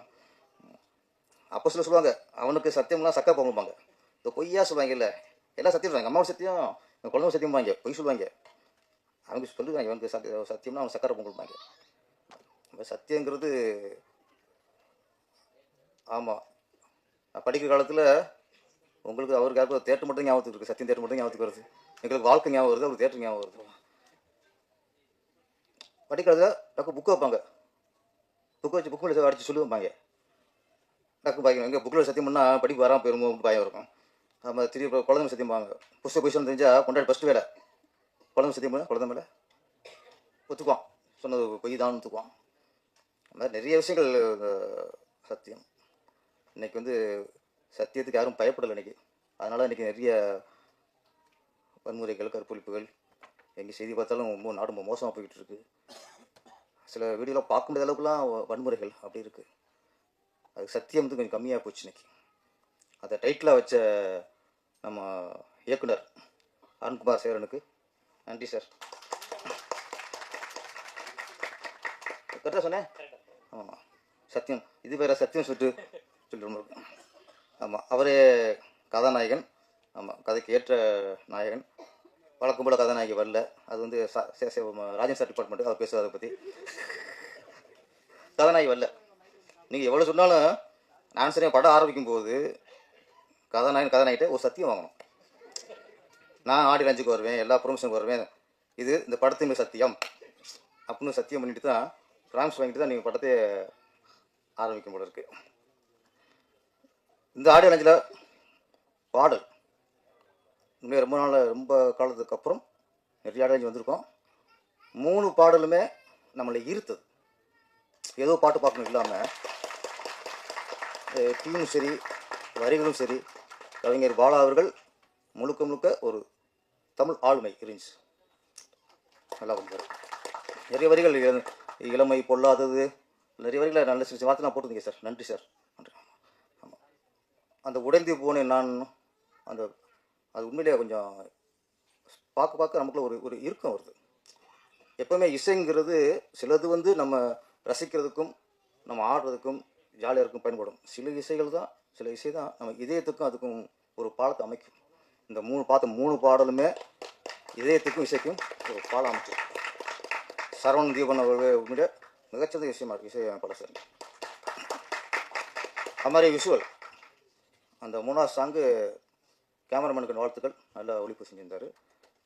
கதை இருக்குங்கிறது தெரியுது. படம் இப்போ ட்ரெய்லர் பார்க்கும்போது சில கதை இருக்குது அப்படிங்கிறது கொஞ்சம் மனசுக்கு படுது. ஏன்னா அங்கங்கே லவர் தலையில் சத்தியம் பண்ணிட்டு இருக்காரு. ஒருத்தர் எங்கே அதிகமாக சத்தியம் பண்ணுறானோ அங்கே உஷாராயிடணும். ரொம்ப ரேராக சரியான இடத்துல சத்தியம் பண்ணால் தான் அது சரியாக இருக்கும். அப்பப்போ நான் சத்தியம் சொல்கிறேன்னா, நான் சத்தியம் ஒரு நாளைக்கு 10 சத்தியம் பண்ணுவாங்க. அவன்கிட்ட கொஞ்சம் டேஞ்சராக இருக்கணும். அப்போ ஆமாம், இந்த ஹீரோ தெரியல எத்தனை சத்தியம் பண்ணான்னு தெரியல, ஆனால் அப்பப்போ காலி தலையில் சத்தியம் பண்ணுறாரு. அப்போயே அது கதை இருக்குன்னு தெரிஞ்சு போச்சு. முந்தான முடிச்சில் இன்ட்ரோல் பேஸ்மெண்ட் பாய்க்கு மேலே ஊர்வசி பள்ளி சுமத்துருவாங்க. கடைசி பாய் சொல்லுவார், குழந்தைய போட்டு இதை தாண்டும் பாரு, தாண்டிவாங்க, பொய் சத்தியம் தான் தாண்டிவாங்க. அங்கேயும் கதை ஆரம்பிக்கும். அது மாதிரி இவர் கதநாய் தலையில் கை வச்சுட்டாரு, கதை ஆரம்பிச்சிச்சுன்னு நினைக்கிறேன். நான் அந்த சத்திய சோதனைங்கிறது அப்புறம் வரும். செகண்ட் ஆஃப் சத்திய சோதனை நினைக்கிறேன். Okay okay. சிறிய படம் அப்படின்னாலே கண்டென்ட் தான். சிறிய படங்கிறது பெரிய ஆர்டிஸ்ட் இருக்க மாட்டாங்க, பெரிய ஹீரோ இருக்க மாட்டாங்க, பெரிய கேமராமேன் இருக்க மாட்டாங்க, பெரிய பட்ஜெட்லாம் இருக்காது. சிறிய கதையில் கண்டென்ட் இருக்கும், நல்ல கதை இருக்கும். நல்ல கதை, வித்தியாசமான கதை இருந்தால் தான் அது சிறந்த படம். கமர்ஷியல் படம் வேறு, சிறந்த படம் வேறு, நல்ல கருத்துள்ள சமூகத்துக்கு தேவையான படங்கள் வேறு. வாழ்க்கைக்கு தேவையான கதைங்கிறது சில படங்கள், சமூகத்துக்கு தேவையான கதைங்கிறது சில படங்கள். இது என்னை பொறுத்த வரைக்கும் இந்த ப்ராமிஸ் திரைப்படம் வந்து வாழ்க்கைக்கு தேவையான கதைன்னு நினைக்கிறேன். கரெக்டா சார்? நாங்கள் சும்மா முழுசும் ட்ரெயிலில் பார்த்துட்டு நாங்களே கொஞ்சம் முடிவு பண்ணிக்குவோம். அது மேக்ஸிமம் அது கரெக்டாக தான் இருக்கும். அதில் இப்போ சமீபத்தில் ஒரு 10 சின்ன படம்ல 2 படம் தான் சக்ஸஸ் ஆகிருக்கு. சில சின்ன சின்ன படங்கள் வந்துட்டு அப்புறம் சின்ன படங்கள் பார்க்குற அந்த மோகத்தையும் வேகத்தையும் குறைச்சிருக்கு. ஆடியன்ஸ் பயப்படுறாங்க. சிலர் வந்து ஆசை படம் பண்ணிடுறாங்க. ஏதோ படம் பண்ணணும், நம்மளுக்கு பிடிச்சிரு, நம்மளுக்கு ஹீரோ, அது பண்ணி ஒரு அனுபவம் இல்லாது, தொழில் தெரியல, அனுபவம் இல்லை, இதில் பண்ணி பண்ணலாம். சின்ன சின்ன படங்களுக்கு மக்கள் வந்து பயப்படுறாங்க. இந்த படம் ப்ராமிஸ் வந்து அந்த நம்பிக்கை கொடுக்குது. சிறிய படம் வந்தாலும் இது நல்ல ஒரு படமாக இருக்கிற நம்பிக்கை கொடுக்குது. நல்ல கண்டென்ட் சின்ன லைனில் சொன்னார், அதை நமக்கு அதை ஓப்பன் பண்ணிடக்கூடாது, அப்புறம் ஏன்டா அப்புறம் பேசக்கூடாதுன்னு அவர் டயர் ஃபீல் பண்ணிடுவார். அந்த கண்டென்ட் நல்லா இருக்குது, தேவையான கண்டென்ட் தான். ஆமாம், மனைவிமார்கள் ஈஸியாக புருஷன் நம்பிடுவாங்க, அது காலம் நம்பிடுவாங்க. ஆமாம், அதுக்கப்புறம் வர வினைகள்லாம் அப்புறம் வேறு விஷயம். இந்த படம் கண்டிப்பாக வெற்றி அடையணும். நேவிலேருந்து வந்திருக்காரு ப்ரொடியூசரு. லென்த் அடிச்சார்ல, அடிச்சாருங்க. ஆமாம், மிஷின் கண் மாதிரி. வாழ்த்துக்கள் சார். நாகராஜன் சார், வாழ்த்துக்கள். இப்போ பாருங்கள், இப்போ சின்ன படங்கள் வருது. இன்றைக்கி வந்து ரீரிலீஸுக்கு உள்ள அந்த ஒரு வரவேற்பு இன்றைக்கி ஸ்டேட் ரிலீஸுக்கு படங்களுக்கு இல்லை. மிகப்பெரிய ஒரு ஆபத்தில் இருக்கும். படையப்பா வந்துச்சு, பெரிய ஹிட்டு. அது கூட சின்ன இப்போ இந்த படங்கள் எதுவும் கலெக்ஷன் ஆக மாட்டேங்குது. இப்போ மங்காத்தா இந்த 4 நாளைக்கு ஃபுல் ஆயிடுச்சு தேட்டலாம். அதோட அந்த படங்கள் திணறுனா இப்போது திரௌபதி 2 மங்காத்தா கூட அது வந்துச்சு. இப்போ அவர் இயக்குனர் மோகன்ஜி, அவர் தைரியத்தை பாராட்டணும் சார். மோகன்ஜி தைரியத்தை. ஒரு மனுஷன் என் படம் சரியான வசூல் இல்லைங்கிறது 3 சொல்கிறார் சார். இருந்தாலும் ஓப்பன் வீடியோவில் யார் தைரியம் வரும்? எல்லாருமே ஃப்ளாப்பான படத்துக்கு ஒரு 2வது நாளே வெற்றியில் கொண்டாடிக்கிறாங்க. படம் கலெக்ஷன் ஆகலை, ஆனால் சக்ஸஸ் மீட்டிங். ஆனால் ஒரு மோகன்ஜிங்கிற ஒரு இயக்குனர் ரொம்ப நான் பாராட்டுறேன். மங்காத்தாவோட விட்டு தப்பு, மங்காத்தாக்குள்ள வரவேற்பு என் படத்துக்கு இல்லை, அங்கேயும் ஓப்பனிங் வந்து என் படத்துக்கு இல்லைன்னு ஒரு மனுஷன் 3வது நாள் வந்து பேட்டி கொடுக்குறான்னா உண்மையிலே ஒரு தைரியமான இயக்குனர் அவர். பொய்யா வந்து என் படம் வெற்றி வசூல் ஒரு 2 நாள் இவ்வளோ வசூல், 3 நாள் அந்த வசூல்னு சொல்லாமல் ஓப்பன் ஸ்டேட்மெண்ட். ஆனால் படம் நல்லா டாக் இருக்குது, பார்த்தவங்க சொல்கிறாங்க நல்லா இருக்குங்கிறாங்க. ஒரு சின்ன பட்ஜெட்டில் பிரமாணம் எடுத்திருக்காங்க, எல்லாம் பாராட்டலாம் இருக்குது. என்னன்னா நம்மளுக்கு மக்கள் வந்து இந்த சிறிய படங்கள் பார்க்க பயப்படுற சொல்லலாம். அந்த பயம் வந்து அங்கே போகாமல் ஏற்கனவே வெற்றி அடைஞ்ச படம் மங்காத்தா வரும்போது அதுக்கு போயிடறாங்க. அப்போ சிறிய படங்கள் பார்க்குற பயத்தை நம்ம தமிழ் திரையுலகம் கொடுத்துருக்கு. அது கொடுத்தனால தான் தயங்குறாங்க. இது தொடர்ந்து நிறைய படங்கள் இப்போ ரெடி ஆகிட்டு இருக்கு. இப்போ பாருங்கள், ரஜினி சார் படமே, அடுத்து எஜமான், மன்னன் எல்லாம் ரெடி ஆகிட்டு இருக்கு. அதுக்கப்புறம் விஜய் சார் படம் தெரி, இது மாதிரி ரெடி ஆகிட்டு இருக்கு. நிறைய படங்கள் ரீரிலீஸுக்கு இப்போ ரெடி ஆகிட்டாங்க. இது இப்போ ஸ்ட்ரெயிட்டாக படம் ரிலீஸ் ஆகிறதுக்கு ஆபத்தை உண்டாக்கும். அப்போ இங்கேயும் ப்ரொடியூசர்ஸ்லாம் ராஜன் சார் ப்ரொடியூசரை பற்றி பேசிட்டே இருப்பார். உஷாராக இருங்கயா, சரியாக இருங்கயா, கரெக்டாக இருங்கயா அப்படின்ட்டு.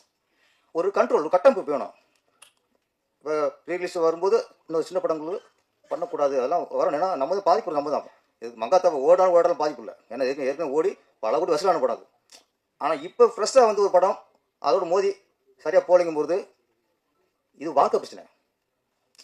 அது ஓடினா ஒன்றும் பிரச்சனை இல்லை, ஓடலாம் பிரச்சனை இல்லை. இவர் ஏற்கனவே வெற்றி படம் தானே. படையப்பா வந்து ஓடினா தான் ரஜினி மார்க்கெட்டா, மங்காத்தா ஓடினா தான் அஜித்துக்கு மார்க்கெட்டா? அது ஒரு ஃபேண்டசி. ரீரிலீஸுக்கு ஃபேண்டசி, ஸ்டேட் ரிலீஸுக்கு வாழ்க்கை, வாழ்வாதாரம். அப்போ ஃபேண்டசி படம் ரிலீஸ் ஆகும்போது வாழ்வாதாரம் படம் அடிபடுது. இன்னைக்கு திரௌபதி 2ங்கிறது இன்னைக்கு மங்காத்தோட ரிலீஸ் ஆகி அது வசூல் தள்ளாடுது. இதெல்லாம் பிடிச்சி கவனிக்கணும். நம்ம நாட்டுக்கு அப்படியே வெளியே வந்து அன்னைக்கு அடிச்சு நம்ம ஓச்சிக்கிறோம் ஒரு இயக்குனர், ஒரு தயாரிப்பாளர். இது நிறைய படம் வரப்போகுது, அது சாத்தா சொல்கிறேன். நிறைய படங்கள், ரஜினி படம் நிறையா இருக்குது, விஜய் படம் நிறையா இருக்குது, அடுத்து அஜித் படம் நிறையா ஆரம்பிச்சுறாங்க. உன்னை இருந்தால அது ஒன்று ரெடியாக இருக்குது, இப்படி போயிட்டுருக்கு. அது ஒன்று. இன்னொன்று, நம்ம சினிமாவில் இருந்தாலும் நம்ம கவலைப்பட வேண்டிய விஷயம் இப்போ ஒன்று, ஜனநாயகன். யாரும் வந்து இப்போ கவலைப்படமா தெரியல. அதை பற்றி சென்சார் பிரச்சனையில் ஒரு படம் சென்சார் பிரச்சனை இத்தனை நாள் இழுத்தடிக்குங்கிறது கேள்விக்குறியாக இருக்குது. ஏன் இது சென்சார் காரணமா, சில மத்திய அரசு காரணமா, பிஜேபி காரணமா? எல்லாம் விடுங்க சார். ஒரு படம் சார், சென்சார் ஒரு ஒரு படைப்புங்கிறது சில சென்சார் வன்முறை குறைப்பாங்க, ஆபாசம் அதிகம் ஆபாசத்தை குறைப்பாங்க, இல்லை கூடுதலாக இருந்தால் ஏசி பிடி கொடுத்துருவாங்க, ரிலீஸ் பண்ணிக்கோ, ஆனால் ஏசி பிடி தான் பாங்க. இவ்வளோ தானே சார் மேட்ரு, இவ்வளோ தானே மேட்ரு. அதில் நீங்கள் கட் பண்ண சொல்லி அவங்க கட் பண்ண மாட்டோம் அப்படின்னு பிடிவாதம் இருந்தீங்கன்னா பிரச்சனை இருக்கும். என்ன சொன்னீங்க? என்ன வெளிப்பட கோர்ட்டு போட வெளிப்படுத்தன்மை வேணும், அதுவும் இல்லை இங்கே. இப்போ நான் ஒரு ஒரு ஒரு ஒரு இயக்குனர், அந்த சினிமாக்காரன் நான் பேசும்போது, ஒரு திரைப்படம் ஏன் ஒரு சென்சாருக்கு போய் ஏன் அத்தனை நாள் ஒரு ரிலீஸ் ஆகாமல் இருக்குது? நான் ஒன்று சொல்கிறேன், மத்திய அரசுன்னு சொல்கிறேன், சென்சாருக்கு நான் சொல்லிக்கிறேன். ஒரு ஆண்டில் தமிழ் திரையுலகில் மட்டும் ஒரு ஆண்டில் 1000 கோடிக்கு மேலாக எங்கள் சினிமா வரிப்பணம் உங்களுக்கு வருது. டிக்கெட்டில் மட்டும் சொல்கிறாங்க, டிக்கெட்டில் மட்டுமே உங்களுக்கு 1000 கோடிக்கு மேலே வருது. அதுபோக நடிகர்கள் இங்கே 200 கோடி வாங்குறாங்க, 250 கோடி வாங்குறாங்க, 100 கோடி வாங்குறாங்க, 50 கோடி வாங்குறாங்க. இவங்க கட்டுற டேக்ஸ் இருக்குல்ல, 200 கோடிக்குனா கண்டிப்பாக அவங்க 20 கோடியாவது கட்டியாகணும். இவங்க கட்டுற நடிகைகள் டைரக்டர்கள் இவங்க கட்டுற டேக்ஸும் 1000 கோடிக்கு மேலே உங்களுக்கு வருது, கூட வரும் சார். அப்போது எங்கள் திரையுலகை பொறுத்த வரைக்கும் வருஷத்தில் உங்களுக்கு ஆயிரக்கணக்கான கோடி வரி பணம் சென்ட்ரல் கவர்மெண்ட்டுக்கு வருது. அந்த பணத்தில் தான் சென்சார் ஆஃபீஸருக்கும், சென்சார் உறுப்பினர்களுக்கும், சென்சார் அமைப்புக்கும் சம்பளம் தராங்க. எங்கள் பணம். அதை நீங்கள் மனசில் வைக்கணும் சார், ப்ளீஸ். ஒரு படத்தை இந்த அளவுக்கு நீங்கள் ஒரு பண்ணக்கூடாது. உடனடி தீர்வு வேணும். என்ன பிரச்சனை? வெளிப்படுத்தல் வேணும்ல. ஒரு ஒரு திரைப்படத்தை ஏன் இவ்வளவு ஏன் ஒரு மாதம் கூட முடிவு வரணும்? என்ன மத்திய அரசும் சிந்திக்கணும், சென்சாரும் தயவுசெய்து நீங்கள் ஒரு படத்தை வந்து ஒரு சென்சாருங்கிறது நீங்கள் உங்கள் தணிக்கைக்குள்ள தான். நீங்கள் சிலதை தனிச்சு விட்ருங்க, கட் பண்ணி தூங்க, இது வேணாம், இதான் மேட்ரு, அதை சொல்லிட்டு முடிவு வர முடியாது. இது என்னன்னா, நம்ம ஜனநாயக படத்துக்கு தான், விஜய் படத்துக்கு தான் அப்படின்ட்டு மற்றவங்க சும்மா இருக்கக்கூடாது. நாளைக்கு நமக்கும் வரும் நாளைக்கு. அப்போ இதுக்கு கொஞ்சம் குரல் கொடுத்து பண்ணணும். தயவுசெய்து ஜனநாயகன் கோர்ட்டுக்கு போயிடுச்சு சார். கோர்ட்டு போனால் வெளிப்படுத்த வேணும்ல. எதுக்காக கோர்ட்டு கேஸ் போட்டிருக்காங்க? அப்போ நாங்கள் எதாவது கட் பண்ண சொன்னால் கட் பண்ணல, ஏதோ ஒரு வரணும்ல, மர்மமாகவே இருக்கக்கூடாது. ஜனநாயக விரைவில் தணிக்கை செய்து படம் வெளிவர வேண்டும். அதுக்கு நாங்களும் காத்திருக்கோம். நன்றி, வணக்கம்.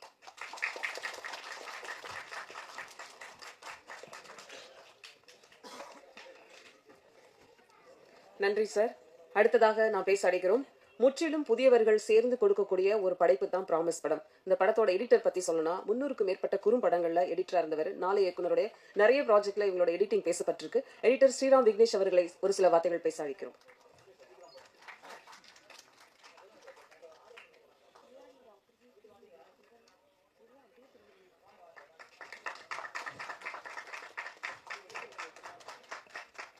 இங்கே இருக்கிற எல்லாத்துக்குமே வணக்கம். ரொம்ப நன்றி. முதல்ல நான் தேங்க் பண்ணுறது எங்கள் producers Nagaraj sir, Arun Sekaran. So 2 பேரும் போய் ஃபஸ்ட்டு மீட் பண்ண போது எங்களுக்கு ஃபஸ்ட்டு ஸ்கிரிப்டெல்லாம் சொல்லும்போது பயங்கரமான இந்த படத்தில் வந்துட்டு ஒரு கண்டென்ட் இருக்குது. அதாவது முழு பூசணிக்காயை வந்துட்டு சோத்தில் வந்துட்டு மறைச்சி வச்சுருக்காங்க. ஸோ அது நாங்கள் இப்போதைக்கு வந்துட்டு அது என்னன்னு சொல்ல மாட்டோம். ஸோ அது கண்டிப்பாக நீங்கள் பாருங்கள், கண்டிப்பாக எல்லாத்துக்குமே இது பிடிக்கும். இதில் ஒரு பெரிய ட்விஸ்ட் இருக்குது. ஸோ அண்ட் மோர் ஓவர் நான் ஆக்சுவலி கைஸ் கிரியேட்டிவிட்டி ஸ்டுடியோன்னு சொல்லிட்டு போஸ்ட் ப்ரொடக்ஷன் ஸ்டுடியோ வச்சு நடத்திட்டு இருக்கேன். ஸோ அது மூலியமாக தான் எல்லாரையும் நான் போய் மீட் பண்ணிட்டு வந்தேன். ஸோ அப்படி தான் எனக்கு எல்லோரும் பழக்கம். என்னோட நண்பர்கள், என்னோட க்ரூன்னு சொல்கிறத விட என்னுடைய தம்பிகள், அண்ணன்கள் தான் இங்கே இருக்காங்க. ஸோ முதல்ல விழாநாயகன் சரவணதீபன், மியூசிக் கம்போசர். எனக்கும் தீபனுக்கும் கிட்டத்தட்ட ஒரு 12 வருஷம் நட்பு. ஸோ அதே மாதிரி தான் பாலாண்ணா, அவரும் எனக்கும் அப்படி தான் lyricist. So Manikandan brother, DI கலகஷ், அருண் ராஜேந்திரன், அவர் தான் publicity designs plus associate editing எல்லாமே அவர் தான் பண்ணாங்க. சதீஷ் சிங்கர். ஸோ எல்லாத்துக்குமே இங்கே வந்திருக்கவங்களுக்கு நான் எல்லாத்தையுமே வந்துட்டு இன்வைட் பண்ண முடியல. ஸோ நான் ஜஸ்ட் வந்துட்டு ஃபார்வர்ட் மெசேஜ் தான் பண்ணேன். எனக்காக வந்துட்டு எல்லோரும் வந்தீங்க, ரொம்ப தேங்க்ஸ். தேங்க்யூ. லெனின் அண்ணா, தேங்க்யூ. இது ஃபஸ்ட்டு மேடை வந்துட்டு யார் போட்ட கோடில் நான் வந்துட்டு எடிட்டர். ஸோ எனக்கு ஃபஸ்ட்டு மேடை கொடுத்த லெனின் அண்ணனுக்கு நன்றிகள். இது எனக்கு 2வது மேடை. நாகராஜ் சாருக்கும் டைரக்டர் அருண் சேகரனுக்கும் வாழ்த்துக்கள், நன்றிகள். சரி, தேங்க்யூ. நன்றி சார். இன்னும் பல மேடைகள் நீங்கள் வரணும் அப்படிங்கிறது எங்களுடைய வாழ்த்துக்கள். அடுத்ததாக நாம் பேச அழைக்கிறோம். கனவு கண்டவனை விட அதை நோக்கி பயணிப்பவனே வாழ்வில் வெற்றி பெறுவார். அப்படி ஒரு பயணத்தை 25 வருடங்களாக தமிழ் சினிமாவில் தனக்கென ஒரு காதல் இடத்தை பிடித்திருக்கும் நடிகர் காதல் சுகுமார் அவர்களை ஒரு சில வார்த்தைகள் பேச அழைக்கிறோம்.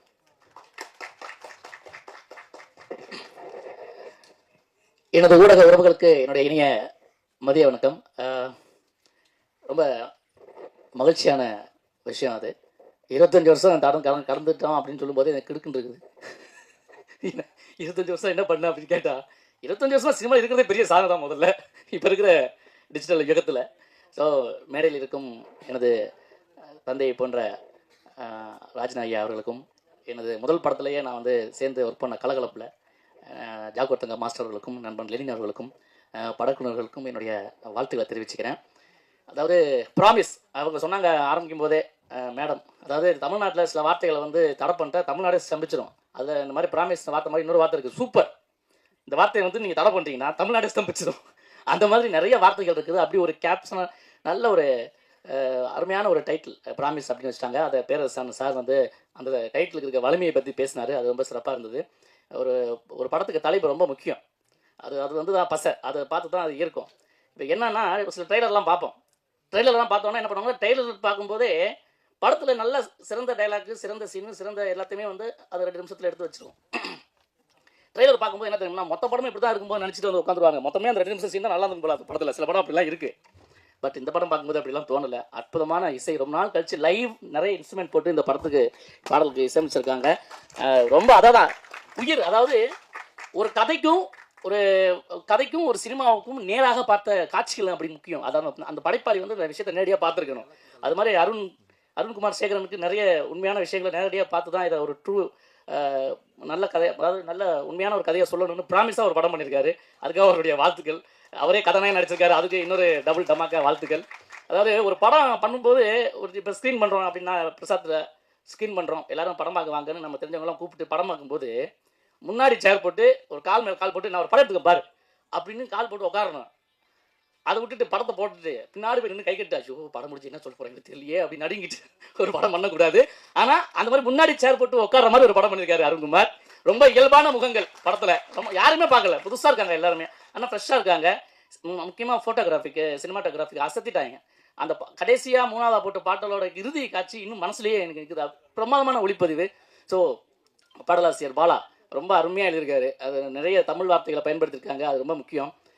சினிமா இன்னைக்கு வந்து சின்ன படங்களுக்கு நிறைய இந்த மாதிரி இடத்துல வந்து சின்ன படங்கள் பட்ஜெட்னாலே போராளிகள் மாதிரி வந்து நின்றுவார் அண்ணன் ராஜன் அவர்களும் சரி, ஜாகோத்தங்க மாஸ்டர் சரி, பேரரசன் சரி. ஏன்னா அதுக்கு சின்ன படம் நிறைய கத்த வேண்டி இருக்குது. பெரிய படம் வந்து ஆட்டோமேட்டிக்காக வெளியே இருக்கிறவங்க கத்திடுவாங்க, அதனால அது ஆட்டோமேட்டிக்காக அதுக்கு பப்ளிசிட்டி வந்துடுது. ஆனால் சின்ன படங்களுக்கு நாம கத்த வேண்டி இருக்குது. இன்னைக்கு எப்படின்னா, சினிமாவுக்கும் சீரியலுக்கும் என்ன டிஃப்ரெண்ட் தெரியுமா உங்களுக்கு? அதாவது சீரியலில் வந்து நடிக்கிறவங்களை பார்த்து வீட்டில் இருக்கவங்க அழுதா அது சீரியல், சினிமா எடுத்தவனே அழுதா அது படம்.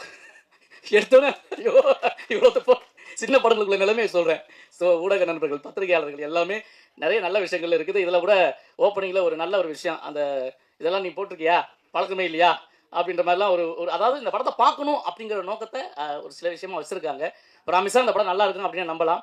ஸோ படக்குழு அனைவருக்கும் என்னுடைய அன்பான வரவேற்பையும் வாழ்த்துக்களையும் உங்கள் சார்பாக தெரிவித்து நன்றி கூறி விடைபெறுகிறேன். நன்றி, வணக்கம். Thank you sir. நன்றி. அடுத்ததாக நாம் பேச அழைக்கிறோம். வெற்றிக்கு வயது ஒரு இலக்கில்லை என்பதற்கு சினிமாவில் இவரும் ஒரு உதாரணம். திரு மதிப்பிற்குரிய ஜாக்குவார் தங்கம் அவர்களை சில வார்த்தைகள் பேச அழைக்கிறோம்.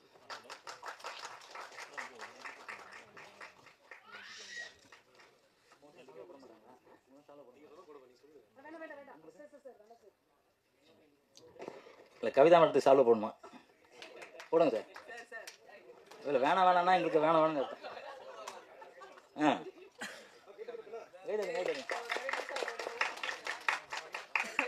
நீங்கள் இப்படி வாங்க சார், இப்படி வாங்க சார். சார் வாங்க சார். போங்க போங்க போங்க நீங்கள் அங்கே போங்க, அவர் போடுறாரு. அடுத்து சரவணன் சார். ஒரு போஸ்ட் கொடுங்க. இந்தாங்க போங்க போங்க. ரைட் தானே.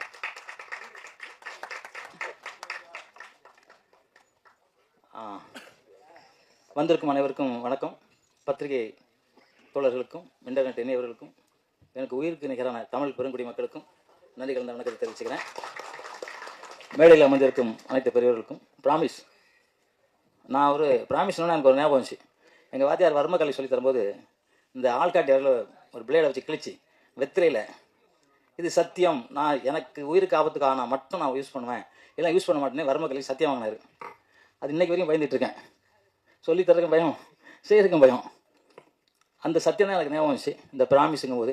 ஆனால் சத்தியம்னா பேரஸ் சொன்ன மாதிரி சத்தியத்துக்கு ஒரு பலம் ப்ராமிஸ்க்கு கிடையாது, அம்மாவுக்கு ஒரு பலம் மம்மிக்கு கிடையாது. அந்த மாதிரி தான் இந்த ப்ராமிஸு. ஆனால் இது வந்து ப்ராமிஸ் அப்படிங்கும்போது இது வந்து நமக்கு ஒரு உணர்ச்சியை தான் தோணுச்சு. ட்ரெய்லரை பார்க்கும்போது நான் வந்து கொஞ்சம் லேட்டாக வந்து நின்றுட்டு பார்த்தேன். சாங்கு பார்க்கும்போது நம்ம அருண் சார் வந்து நடித்ததை பார்த்தேன். ஒரு பெரிய பாறையிலேருந்து நடிச்சிட்டு இருந்தார்.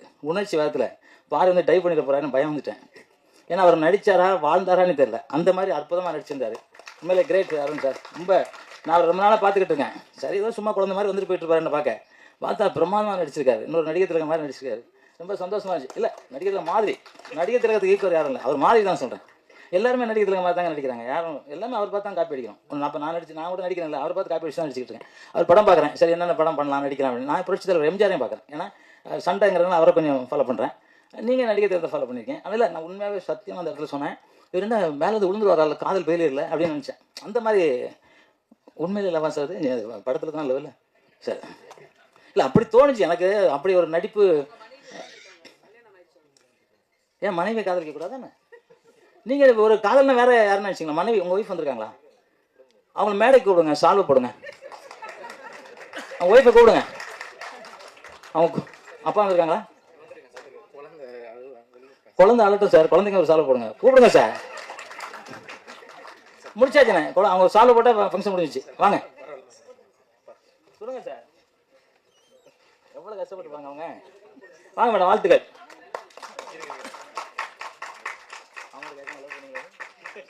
வேண்டாமா? சரி சரி, ஓகே ஓகே. இன்னும் பெருசு, சூப்பர். குழந்தை முழிக்குது பாருங்க. என்னடா நமக்கு அப்பா சால்வ் போடுறாங்க. வந்துருக்காங்களா? சாரோட அப்பா அம்மா வாங்க சார். இல்லை சார் நான் முடிச்சிட்டேன், அவ்வளோதான் போனால் நன்றி வணக்கம் சொல்லிடுவோம். அவ்வளோதான். அப்பா அம்மா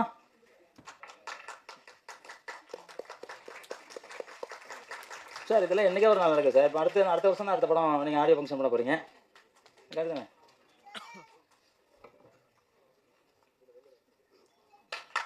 சார். ராஜன் சார். சரி ஓகே.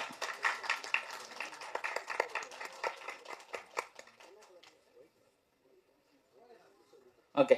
அப்புறம் மியூசிக் டைரக்டர் ரொம்ப பிரமாதமாக பண்ணியிருக்காரு. அதோட அந்த பாலா பாடல் எழுதினார் இல்லையா, ரொம்ப அற்புதமாக எழுதியிருக்காரு. ரொம்ப சந்தோஷமாக இருக்குது சார் உங்களுக்கு பாடல் பார்க்கும்போது. லெலின் சார் இப்போ வந்து ஒரு படம் நடித்து அது பெரிய ஹிட் ஆச்சு. இப்போ அடுத்த படம் அவர் பண்ணிகிட்டு இருக்காரு. அவருக்கும் வாழ்த்துக்கள். ராஜன் சார் வந்து சினிமாவுக்காகவே வாழ்ந்துட்டு இருக்கவர். அதாவது என்ன உடம்பு சரியில்லைனாலும் சரி, ஒரு ஃபங்க்ஷன் தான் அழைச்சா வந்துடுவார். அவருக்கு உண்மையிலே எல்லாருமே கைத்தட்டுங்க அவருக்கு. அதுதான் வேறு ஒன்றும் நம்ம செய்யப்படுறதில்ல. இந்த கைத்தட்டல் மட்டும்தான் அவருக்கு உற்சாகத்தை கொடுக்கும். ஏன்னா சினிமாவில் அவர் உழைச்சது ஃபுல்லாகவே வந்து சினிமாக்காரங்களுக்காக, அவருக்காக உழைக்கல. எனக்கு தெரிஞ்சு அன்னைக்கு கிட்டத்தட்ட 40 வருஷம் தெரியும். அவர் சினிமாக்காக மட்டும் உழைச்சிருக்காரு, அவருக்காக உழைச்சாருன்னு எனக்கு தெரியாது. ஆனால் அந்த மாதிரி நல்ல மனிதர் இங்கே வந்திருக்காரு. அவருக்கு சந்தோஷமான வரவேற்பு. அதுக்கப்புறம் வந்து பார்த்திங்கன்னா எங்கள் சகோதரன் ரஞ்சித், அவருக்கும் அவர் சீக்கிரம் ஒரு படம் ரிலீஸ் ஆகணும்னு வேண்டிக்கிறேன். ஒரு மேலையில் இருக்க அனைத்து எடிட்டர்ஸ் வந்திருக்காரா? எடிட்டர் சார் சூப்பர், நல்லா பண்ணியிருக்கீங்க. ஏன்னா நான் அந்த சாங் பார்த்தேன், ரொம்ப நல்ல அற்புதமான எடிட்டிங். கேமராமேன் அற்புதமாக ஒர்க் பண்ணியிருக்காங்க. எல்லாத்துக்கும் மேலே ப்ரொடியூசர் ரொம்ப அற்புதமாக ஒர்க் பண்ணியிருக்காரு. அற்புதமாக பேசினார். உண்மையில் விட்டால் நான் சாயங்காலம் 5 மணி வரைக்கும் பேசுவார்னு நினச்சேன். ஏன்னா 4 பக்கம் 8 பக்கம் 2 பக்கம் எழுதியிருக்காரு. அது இல்லாமல் ஃபஸ்ட்டு இந்த 4 பக்கம் பேசுவார்ல, அதில் இடையில ஒரு 3 பக்கத்தை உள்ள விட்டார் எதார்த்தம் பேசும்போது. அப்போ நினச்சேன் அப்படின்னு சாயங்காலம் ஆகிடும். அப்போ அவர் யாராவது சொன்னாங்க, இல்லை சார் ஒரு 5 மணிக்கெலாம் முடிச்சிடுவார். உடனே அக்கா எங்கள் கவிதாக்கா வந்து சொன்னாங்க, என்னங்க இவ்வளோ நேரம் பேசிக்கிட்டு இருக்கீங்க அப்படின்னாங்க. மேட்ரு முடிஞ்சிச்சு. சரி ஓகே. இந்த படம் ட்ரெய்லரு சாங்கு எல்லாமே பேரரசு வந்து சும்மா சாதாரணமாக பாராட்ட மாட்டார். அவர் நான் எல்லாம் பார்க்கலனாலும் நான் ஒரு சாங் மட்டும் பார்த்தேன். அந்த சாங்லேயே இந்த படம் எப்படி நம்ம ஒரு பானை சோத்துக்கு ஒரு ஒரு பறக்க பார்ப்போம்ல, அந்த மாதிரி எனக்கு நான் பார்த்த வரைக்கும் இந்த படம் மிகப்பெரிய வெற்றி படமாக அமையணும். ஏன்னா இந்த படத்தை பார்க்கணும். இந்த படம் பார்க்கும்போது தான் மக்களுக்கு வந்து நல்லாயிருக்கும். நாங்கள் அதனால தான் கில்டு சார்பாக நாங்கள் வந்து 100 தேட்டர் கில்டு பக்கமாக நாங்கள் வாடகை எடுத்து அந்த படத்தை ரிலீஸ் பண்ணணும், எல்லா படத்தையும் ரிலீஸ் பண்ணணும்னு நினச்சிக்கிட்டு இருக்கேன். மீண்டும் எங்களுக்கு எலெக்ஷன் வரும்போது நிச்சயமாக வந்து எங்களுக்கு வந்து 100 தேட்டரை கில்டு பேரில் வாடகை எடுத்து முதல் கில்டில் யார் யார் படம் ரிலீஸ் பண்ணாங்களோ அத்தனை பேர் படத்தை ரிலீஸ் பண்ணி அந்த இது இன்னொரு இது ஆரம்பிக்கிறோம். அது ஒரு 60 லட்ச ரூபா செலவாகுது. நாங்கள் அதையும் பண்ணுறேன். ஏன்னா நிறைய பணம் 6.5 கோடி ரூபாய் சேர்த்து வச்சுருக்கோம், சும்மா கிடக்கு பேங்கில். அது மெம்பருக்கு யூஸ் ஆகட்டும்னு நினைக்கிறேன். அது நாங்கள் சீக்கிரம் உங்களுக்கு சேரும்னு சொல்லிட்டு இந்த ப்ராமிஸ் படம் மிக மிக பெரிய வெற்றி அடையணும். என்ன நேரம் ஆயிடுச்சு. இப்போ ராஜன் சார் அப்படியே என்ன ஒரு பார்வை பார்த்தாரு, என்ன தங்கம் அப்படின்ற மாதிரி இருந்துச்சு. இருந்தாலும் அவர் சாப்பிடணும் இல்லையா, ஏன்னா நம்மளாம் கரெக்டாக சாப்பிட்றாங்க. சின்ன வயசுலாம் சீக்கிரம் சாப்பிடணும், அதுக்காக அவரும் சீக்கிரம் சாப்பிடணும். இந்த விழா ரொம்ப நல்ல விழாவாக இருந்துச்சு. காலையில் வச்சுருந்தீங்க, அற்புதமான கூட்டம். எல்லாம் வேலூர்லேருந்து நிறைய நண்பர்கள் வந்திருக்காங்கன்னு நினைக்கிறேன். ஏன்னா எல்லாரும் பார்த்தாக்க தெரிஞ்சு வேலூர்காரங்க நிறைய பேர், ஏன்னா நான் நிறைய பேர் அடிக்க நாங்கள் டோர்னமெண்ட்டுக்கு வர்றதுனால அதை பார்த்தேன். இந்த ப்ராமிஸ் படம் தமிழ் உலகம் இருக்க வரைக்கும் இருக்கும், ப்ராமிஸ் உலகம் இருக்க வரைக்கும் இருக்கணும், இந்த சத்தியமாக நடக்கணும் அப்படின்னு சொல்லிக்கொண்டு, உலகத்தில் இந்தியனா பிறக்கிறதுக்கு ரொம்ப கொடுத்து வச்சுருக்கணும். இந்தியன் தான் புண்ணிய பூமி. அதுலேயும் தமிழனாக பிறக்கிறதுக்கு எவ்வளோ புண்ணியம் பண்ணுனா தமிழனாக பிறக்க முடியுங்கிறதுக்கு உதாரணம் சித்தர்களும் புனிதர்களும் நிறைய தெய்வங்களும் நிறைந்த நாடு இந்த தமிழ்நாடு. அந்த தமிழ் வாழ்க, தமிழ் வெல்க, வென்றே தீர்வோம். நன்றி, வணக்கம், ஜெய்ஹிந்த். மைக்கு கதறுது கிடந்து. எல்லாம் முடிச்சிட்டிங்களா? நன்றி சார், உங்கள் வாழ்த்துக்கு, உங்கள் ஷாக்குக்கும். நம்மளுக்கு பழக்கம், அவங்களுக்கு கொஞ்சம் தெரியாது இல்லை சார். அடுத்ததாக நாம் பேச அழைக்கிறோம். இன்று கதை நாயகனாக, இயக்குனராக, தயாரிப்பாளராக அறியப்படுபவர், ஒரு படத்தை தன்னுடைய பலத்தால தூக்கி சுமப்பவர், மக்கள் டிவி, ஏசியா நெட் என்று மீடியா அனுபவத்தோடு குறும்படங்களை தொடர்ந்து ப்ராமிஸ் பெரும் படத்திற்கு வந்திருக்கிறார். நம்பிக்கையுடன் நடந்தால் காலமும் துணைவரும், இமயமும் கை கொடுக்கும் என்பதற்கு பேர் உதாரணம். ப்ராமிஸ் பட இயக்குனராக இன்று அறிமுகமாகும் அருண்குமார் சேகரன் அவர்களை இப்போது உங்கள் முன் பலத்த கைத்தட்டலுடன் பேச அழைக்கிறோம்.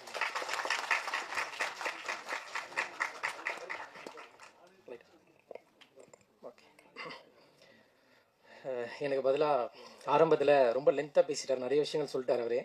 ஸோ பார்த்தீங்கன்னா நான் கொஞ்சம் ஷார்ட்டாக பேசிடுறேன், போர் அடிக்க வைக்க மாட்டேன். இங்கே வருகை தந்திருக்கும் அனைவருக்கும், பத்திரிகையாளருக்கும், நண்பர்களுக்கும், எங்கள் டீம் சார்பாக அழைப்பு ஏற்று வந்த ஒவ்வொருத்தருக்கும் என் மனமார்ந்த நன்றிகள். அதாவது என்ன மாதிரி புதுமுக இயக்குநர்கள் இங்கே தொடர்ந்து வந்துட்டுருக்காங்க, அவங்களுக்கு சப்போர்ட் செஞ்சிட்ருக்காங்க அப்படின்னா Perarasu sir, R V Udayakumar sir, K Rajan sir, இன்னும் நிறைய இயக்குநர்கள் தொடர்ந்து ஊக்குவிச்சு சப்போர்ட் பண்ணிகிட்டு இருக்காங்க. ஏன்னா இப்போ வந்து பேரரசு சார் நிறைய சொன்னார், அந்த மாதிரி நான் அவங்களுக்கான பெரிய ப்ரொமோஷன்ஸ் இருக்குது, எல்லாமே இருக்குது. எங்களை மாதிரி புதுமுக இயக்குநர்கள் இல்லை புது ப்ரொடியூசருக்கெல்லாம் வந்து எங்களுக்கு தூக்கி விட ஒரு பர்சன்ஸோ இல்லை ப்ரொமோஷன்ஸோ, நாங்கள் யாராவது ஒரு சின்ன யூடியூப் சேனல் போனால் கூட ஆர்டிஸ்ட் கேட்குறாங்க, இதுக்கு முன்னாடி அப்படின்ற ஒரு அனுபவம் அதெல்லாம் எல்லாமே கேட்குறாங்க. ஸோ அப்படி எங்களுக்கு ஒரு அடையாளத்தை தொடர்ந்து எங்களை மாதிரி வரக்கூடிய எல்லாருக்குமே ஒரு அறிமுகம் கொடுத்துட்ருக்கு. அவங்களுக்கு என்னோட மனமார்ந்த நன்றி சார். தொடர்ந்து நீங்கள் இதை செய்யணும். நம்ம மண்ணை பொறுத்த வரைக்கும் தமிழ் சினிமா அப்படின்றது ஒரு பொழுதுபோக்கு மட்டும் இல்லை, அது ஒரு உணர்வு, ஒரு வலி, ஒரு பல நினைவுகளின் கனவு, தியாகங்கள், இது எல்லாமே பிரதிபலிக்கக்கூடிய ஒரு படம். அந்த படம் நம்ம லைஃப்லேயும் கனெக்ட் ஆகும். ஸோ அதனால தான் நம்ம தமிழ்நாட்டில் அந்த படத்துக்கான அவ்வளோ கொண்டாடுறாங்க. அது நல்லா இல்லைன்னா அவ்வளோவும் நல்லா இல்லைன்ற விமர்சனங்களும் வைக்கிறாங்க. ஸோ அந்த படம் வந்து எல்லாருக்குள்ளேயும் ஒரு கலந்த ஒரு விஷயமாகவே நம்ம பார்த்துட்ருக்கோம். அதுதான் என்னை ஈர்த்தது. அதாவது சினிமாவில் நான் இப்படி அப்படி பண்ணணும் அப்படின்றதெல்லாம் இல்லை. நான் மீடியாவில் தான் வேலை பார்த்துட்டு இருந்தேன். ஒரு 2015 வேலை பார்த்துட்ருக்கேன். 2021 ரிசைன் பண்ணிவிட்டு இந்த கொரோனா டைமில் கிளம்பிட்டேன். ஸோ அங்கேருந்து ஒரு சின்ன ஷார்ட் ஃபிலிம் பண்ணி, ஒரு பைலட் ஃபிலிம் பண்ணி இந்த இடத்துக்கு வந்து நிற்கிறேன். இந்த படத்தோட ஆரம்பிக்கிறதுக்கான முக்கியமான காரணம் எனது நண்பன் கோகுல். ஏன்னா நான் பைலட் ஃபிலிம் அவன் தான் ஃபுல்லாக ப்ரொடியூஸ் பண்ணான். ஸோ அந்த படத்தை நடந்த தாக்கத்தினால என் ஊரில் நான் பெரிய எல்இடி போட்டு ஒரு 1 hour ஸ்டோரி, அது வாட்ஸ்அப் ஸ்டேட்டஸ்ன்னு சொல்லிட்டு அதை நான் ப்ளே பண்ணேன். ஸோ அவங்க அந்த ஊர் மக்கள் கொடுத்த நம்பிக்கையில் அடுத்த படத்தை சார்கிட்ட அப்ரோச் பண்ணி இந்த ப்ராமிஸ் படம் இங்கே வந்து நிற்குது. அடுத்த கட்டத்துக்கு என்னை மூவ் பண்ணது ஸ்ரீராம், எடிட்டர் தீபன். இவங்க ரெண்டு பேரும் எனக்கு ஒரு 2 வருஷம் பழக்கம், இந்த கதையிலேருந்து இருக்காங்க. ஸோ இந்த படத்துக்கு ஆரம்பிக்கிறதுக்கான முக்கியமான காரணம் இவங்க 2 பேரும் கூட. இந்த படத்தை இப்போ வரைக்கும் என்னை கைவிடாமல் இப்போ வரைக்கும் என் கூடவே இருக்கிற நாகராஜருக்கு நான் வாழ்நாள் ஃபுல்லாக நன்றி தெரிவிச்சுப்பேன் சார். ஏன்னா அவர் இல்லைனா இந்த படம் எனக்கு வந்திருக்காது. இப்போ வரைக்கும் என்னை கைப்பிடிச்சி கூடவே இருக்காரு. எங்கள் டீமுக்கும் அப்படி தான் இருக்காரு. ஸோ எங்கள் டீம் சார்பாக ரொம்ப நன்றி சார். நான் மிஸ் பண்ணிட்டேனான்னு தெரியல. ஓகே. மியூசிக் தீபன். அதாவது பார்த்தீங்கன்னா ஃபஸ்ட்டு இந்த கதையிலேருந்தே தீபன் கூட இருக்கார். நான் ஸ்க்ரீன் ப்ளே ஃபஸ்ட்டு பண்ணிட்டோம். ஸ்க்ரீன் ப்ளேல இப்படி தான் போகுது. நீங்கள் பார்த்த ட்ரைலரில் பார்த்தீங்கன்னா ஃபஸ்ட் ஹாஃபுக்கு தான் நாங்கள் ட்ரைலர் வச்சுருக்கோம். செகண்ட் ஹாஃபில் ஒரு முழு அவர் சொன்ன மாதிரி தான், எடிட்டர் சொன்ன மாதிரி தான், ஒரு பெரிய பூசணிக்காக நாங்கள் மறைச்சிருக்கோம்.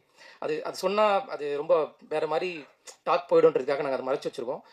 ஆனால் பட் ஃபஸ்ட் ஹாஃபுக்கான ட்ரைலர் தான் இது வச்சுருக்கோம். நான் ரொம்ப அழுத்தமான ரொம்ப ஆழமான ஒரு வழியை செகண்ட் ஹாஃபில் இருக்குது, அதை நாங்கள் ட்ரைலரில் வைக்கல. அதில் லாஸ்ட்டில் வர சாங்கில் ஒரு சின்னதாக கிளிப் வச்சிட்டோம். அதே நாங்கள் வீடியோ சாங்கை போடக்கூடாதுன்னு பிளான் பண்ணோம். பட்டு அது கால் வந்து நம்ம டீம் கால்ஸ் இதில் போடுங்க விஷுவலாக அப்படின்ட்டாங்க. நீங்கள் இந்த படத்தை நாங்கள் தேட்டருக்கு கொண்டு வர முயற்சி பண்ணிகிட்ருக்கோம். அதாவது எங்களால் இருந்த மொத்தம் அமௌண்ட்டு போட்டு எடுத்துட்டோம். ஸோ இப்போ என்னென்னா சேலுக்கு வந்து நிற்கிறோம். ஸோ ஃபஸ்ட் காப்பி எடுத்துகிட்டு ஏதாவது கொடுத்து இப்போ தேட்டருக்கு கொண்டு வரலாம் அப்படின்ட்டு. ஏன்னா ஓன் ரிலீஸ் பண்ணுற அளவுக்கு அதான் எங்கே போனாலும் அனுபவம் கேட்குறாங்க. நிறைய பிரச்சனைகள் இருக்குது. ஏன்னா ஜனநாயகன் படத்துக்கே அவ்வளோ பிரச்சனை இருக்கும்போது ஆக்சுவலி ட்ரைலர் வந்து ஜனநாயகக்கும் இந்த ட்ரைலர் ஒரு சம்மந்தம் இருக்குது. என்னென்னா நாங்கள் ட்ரைலர் வினோத் சார்கிட்ட தான் பேசி வச்சுருந்தோம். ஜனநாயகம் ரிலீஸ் ஆனதுக்கப்புறம் அவர் மீட் பண்ணி பண்ணுற மாதிரி. அது போனதுனால ட்ரைலரும் எங்களுதும் காணாமல் போயிடுச்சு. ஸோ பெரிய ப்ரொமோஷன்ஸை மிஸ் பண்ணிட்டோம். ஸோ தேங்க்யூ வினோத் சார், நீங்கள் அக்செப்ட் பண்ணிக்கிட்டு பண்ணுறேன்னு சொன்னதுக்கு. அதுக்கப்புறம் ஃபஸ்ட் லுக், இந்த படத்தோட ஃபஸ்ட் லுக் ரிலீஸ் பண்ண சேரன் சார், இயக்குனர் சேரன் சார் மற்றும் நட்டி சார், அவங்களுக்கு என்னோட மனமார்ந்த நன்றியை தெரிவிச்சுக்கிறேன். அதுக்கு அவங்கள இன்ட்ரோ பண்ணி எங்களை கூட்டு போனது சம்பவம் படம் டைரக்டர் ரஞ்சித் அண்ணனுக்கு ரொம்ப நன்றி. ஸ்ரீராமுக்கு ரொம்ப நன்றி. ஏன்னா எங்களுக்கான அடையாளத்தை முதல்ல அவங்க தான் ஆரம்பித்தாங்க. ஸோ ரொம்ப நன்றி. அப்புறம் எடிட்டர், இந்த படத்தை எடிட் பார்த்துருப்பீங்க. ஸோ இந்த எடிட் வந்து என்ன இல்லை சொல்ல மாட்டேன். ஆக்சுவலி பார்த்தீங்கன்னா வேலூர், நம்மளது வேலூர்லேருந்து ஒரு 1.5 hour வந்து கிராமத்துக்குள்ளே ட்ராவலு. நான் வேலூர்லேருந்து கிளம்பிட்டேங்க, இன்றைக்கி வந்து முடிச்சிடலாம் இந்த ஷார்ட்டு சீன்ஸ் முடிச்சிடலாம் அப்படின்னா, வாங்க ப்ரோ பயங்கரம் ஃபயராக இருக்குன்னு சொல்லுவாங்க. பட்டு நான் எங்கே விட்டுட்டு போனோம் அங்கேயே இருப்பாங்க. பட்டு நான் ஒரு வாரத்துக்கு முன்னாடி போயிருப்பேன், எங்கே அந்த கை வச்சுருக்காங்களோ அங்கே விட்டுருவாங்க. நான் கிளம்புறேன்னு சொன்னால் சாம்பிராணி பவுட்ரு இந்த பட்டை கிட்டையெல்லாம் போட்டு புகையாகும் ஸ்டுடியோக்குள்ளே போனால். இல்லை இவர் டிஐ ஒரு பக்கம் ஓப்பன் பண்ணி வச்சுட்டு என்னோட ஃபேஸ் வச்சிருப்பாரு. மியூசிக்கில் தீபன் உட்காந்து அந்த பக்கம் ஒரு இதில் ஒர்க் பண்ணிருப்பாரு. எடிட்டர் என் ஃபோட்டோ வச்சு இது பாருங்க நம்மளது தாங்க போயிட்டு இருக்கு படம் அப்படின்ட்டு நம்மளது தாங்க போயிட்டு இருக்கு பாருங்க இன்டர்வல் வந்துட்டோம் அப்படின்னு. அதாவது என்னன்னா ஒவ்வொரு இடத்துக்கும் இப்படி தான் நடக்கும். நான் கிளம்புறேன்னு சொன்னாவே அவங்க ரெடி ஆகிடுவாங்க. ப்ரோ அந்த ஆள் கிளம்பிட்டோம்னா நீங்கள் சீக்கிரம் வந்துருங்க ஸ்டுடியோக்கு, நம்ம ஆரம்பிச்சோம் நம்ம வேலை அப்படின்னு. ஸோ ஆனால் இந்த அளவுக்கு என்னை இது பண்ணாலும் ரொம்ப நல்லா எனக்கு சப்போர்ட் பண்ணி நல்லா அவுட்டு கொடுத்துருக்காங்க. அப்புறம் தமிழ் வார்த்தைகள், ஆக்சுவலி பார்த்தீங்கன்னா எனக்கு கொஞ்சம் இங்கிலீஷ் தகராது, அதனால தான் பாட்டில் ரொம்ப தமிழாகவே கேட்டேன் நான். அவர் ஏதாவது இங்கிலீஷ் எழுதி அனுப்புவார், நான் சொல்ல ஆனால் எனக்கு புரியணும் நான் முதல்ல, ஏன்னா எனக்கு புரியலண்ணா அப்படின்னு. அதுக்கப்புறம் தமிழ் வார்த்தைகளில் அப்படி தான் பிடிச்சோம் நாங்கள். ஸோ ஒரே ஒரு சாங் மட்டும் கொஞ்சம் இங்கிலீஷ் கலந்த வார்த்தையாக இருக்குது. இப்போ ஓப்பனிங் சாங் அது வந்து ஸ்கூல் ஸ்டூடெண்ட்டுக்கு கனெக்ட் ஆகுன்ற மாதிரி அதை வச்சுருக்கோம். இது எல்லாமே தமிழ் சாங் தான் பிளான் பண்ணியிருக்கோம். So thank you. இதில் ஒர்க் பண்ண என் டீம் மெம்பர்ஸ் கொஞ்சம் சீக்கிரம் வந்துடுங்க. அசிஸ்டன்ட் டைரக்டர்ஸ் வீரா, அதை போட்டு கோவில்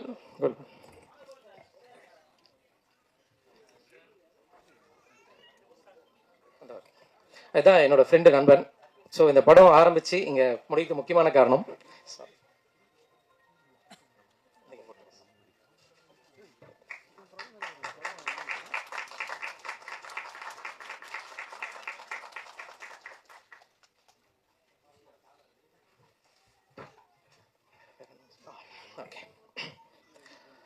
சிங்கர்ஸ் அதாவது எல்லாமே தீபனோட காலாக விட்டுட்டேன்.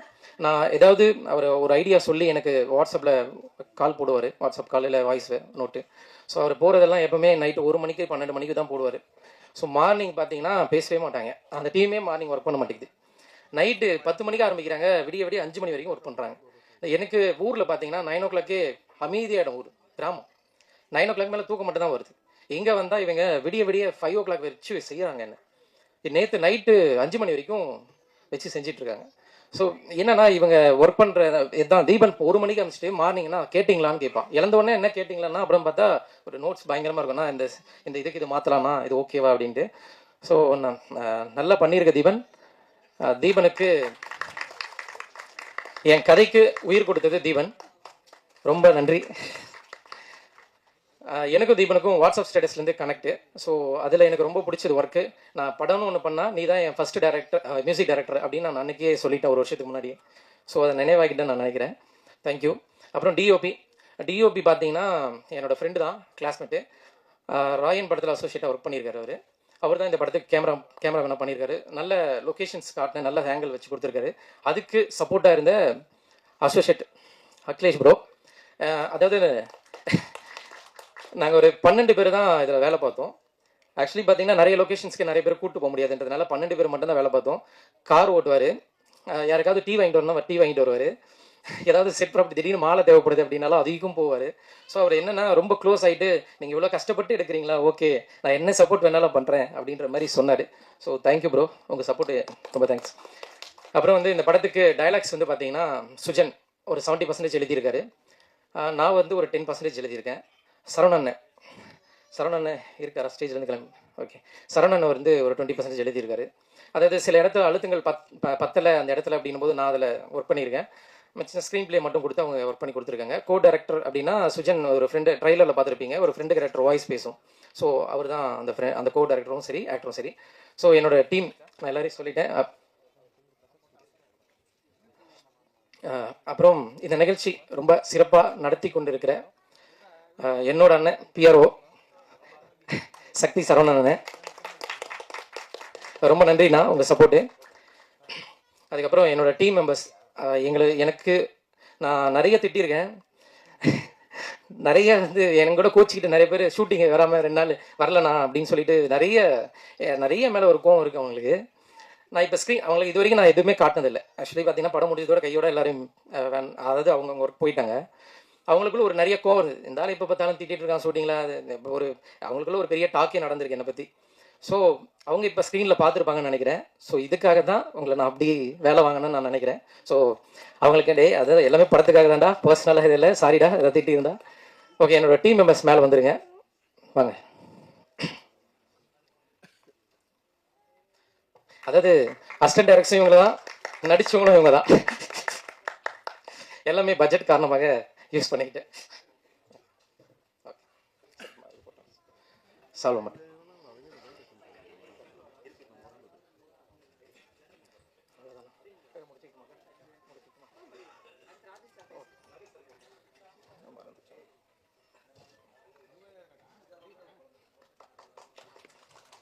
சார். 2 பேரும் மறந்துட்டேன், படத்தோட ஹீரோயினையும் மறந்துட்டேன். ஓகே, ஸோ இவங்க நியூ ஆர்டிஸ்ட் தான், நதியா சோமு. அதாவது பார்த்தீங்கன்னா ஒரு டைமில் படம் ட்ராப் ஆகிற சூழ்நிலை வந்துருச்சு. அந்த டைமில் பார்த்தீங்கன்னா எனக்கு பெருசாக கை கொடுத்தவங்க அப்படின்னா நதியா சோமு ஹீரோயினி தான். ஸோ ரொம்ப சப்போர்ட்டாக இருந்து இந்த படத்தை எனக்கு முடிச்சு கொடுத்துருக்காங்க. ஸோ அவங்களுக்கு ரொம்ப நன்றி. முடிஞ்ச அளவுக்கு ட்ரை பண்ணுறேன்னு சொன்னாங்க. ஸோ நாங்கள் எதிர்பார்த்தோம், அவங்க ஷூட்டில் பிஸியாக இருக்கிறதுனால வர முடியல. So thank you. அப்புறம் வந்து கொரியோகிராஃபர் மேம், அதாவது பார்த்தீங்கன்னா ரொம்ப டைம் கம்மியாக இருந்தது எங்களுக்கு. லொக்கேஷன்ஸ் வந்து பார்த்தீங்கன்னா எங்கள் ஊர் தான், பட்டு ரொம்ப அங்கே சீக்கிரமாக எடுக்கின்ற ஒரு சுச்சுவேஷன் வரும்போது எனக்கு ஆக்சுவலி பார்த்தீங்கன்னா டான்ஸ் அவங்க வந்து ரொம்ப போட்டு டார்ச்சர் பண்ணிட்டாங்க. நான் ஸ்க்ரீன் ப்ளே சீன் பார்க்கணும், ஸ்க்ரீன் ப்ளே பார்க்கணும், பார்த்துட்டு நீ என்ன பண்ணுவோ தெரியாதுப்பா, நைட்டு 1 மணிக்கு கூட எனக்கு நீ வீடியோ எடுத்து அனுப்பிச்சாதான் நாளைக்கு நான் வருவேன், இல்லைனா வரமாட்டேன் அப்படின்னு டெய்லியுமே என்னை போட்டு டார்ச்சர் பண்ணுவாங்க. அவங்க 1 மணிக்கு அந்த வீடியோ பார்த்து தான் அவங்க அடுத்த நாள் வருவாங்க. ஸோ என்னை நல்லா பண்ணிட்டீங்க மேம். ஆனால் பட்டு என்னென்னா டைம் கிடைக்கல. ஸோ முடிஞ்ச அளவுக்கு நம்ம வழக்கம் போல் மாண்டேஜை வச்சு சிலதெல்லாம் பேட்ச் பண்ணிக்கிட்டேன். ஸோ தேங்க்யூ மேம் உங்களோட சப்போர்ட்டுக்கு. ஸோ அவ்வளோ சரி எல்லாம் சொல்லிட்டேன். Okay sir, thank you. இதுக்கப்புறம் நாங்கள் ப்ராமிஸை வந்து உங்கள் முன்னாடி வச்சுருக்கோம். ஸோ நீங்கள் தான் சப்போர்ட் பண்ணணும். Thank you very much. தேங்க்யூ. அதுக்கப்புறம் சக்ஸஸ் மீட்டில் தான் உங்கள் டீம் எல்லாரையும் நாங்கள் சந்திக்கணும். அடுத்ததாக நம்ம பேச போகிற அழைக்கிறது தன்னம்பிக்கை, தளராத உழைப்பு, தைரியம், இது எல்லாமே இவருக்கு அதிகம். சின்ன படங்களுக்கு எப்போவுமே கடைசி ஆளாக இருந்து வாழ்த்தி அதை பெரிய படமாக்கும் தயாரிப்பாளர் திரு ராஜன் அவர்களை பேச அழைக்கிறோம்.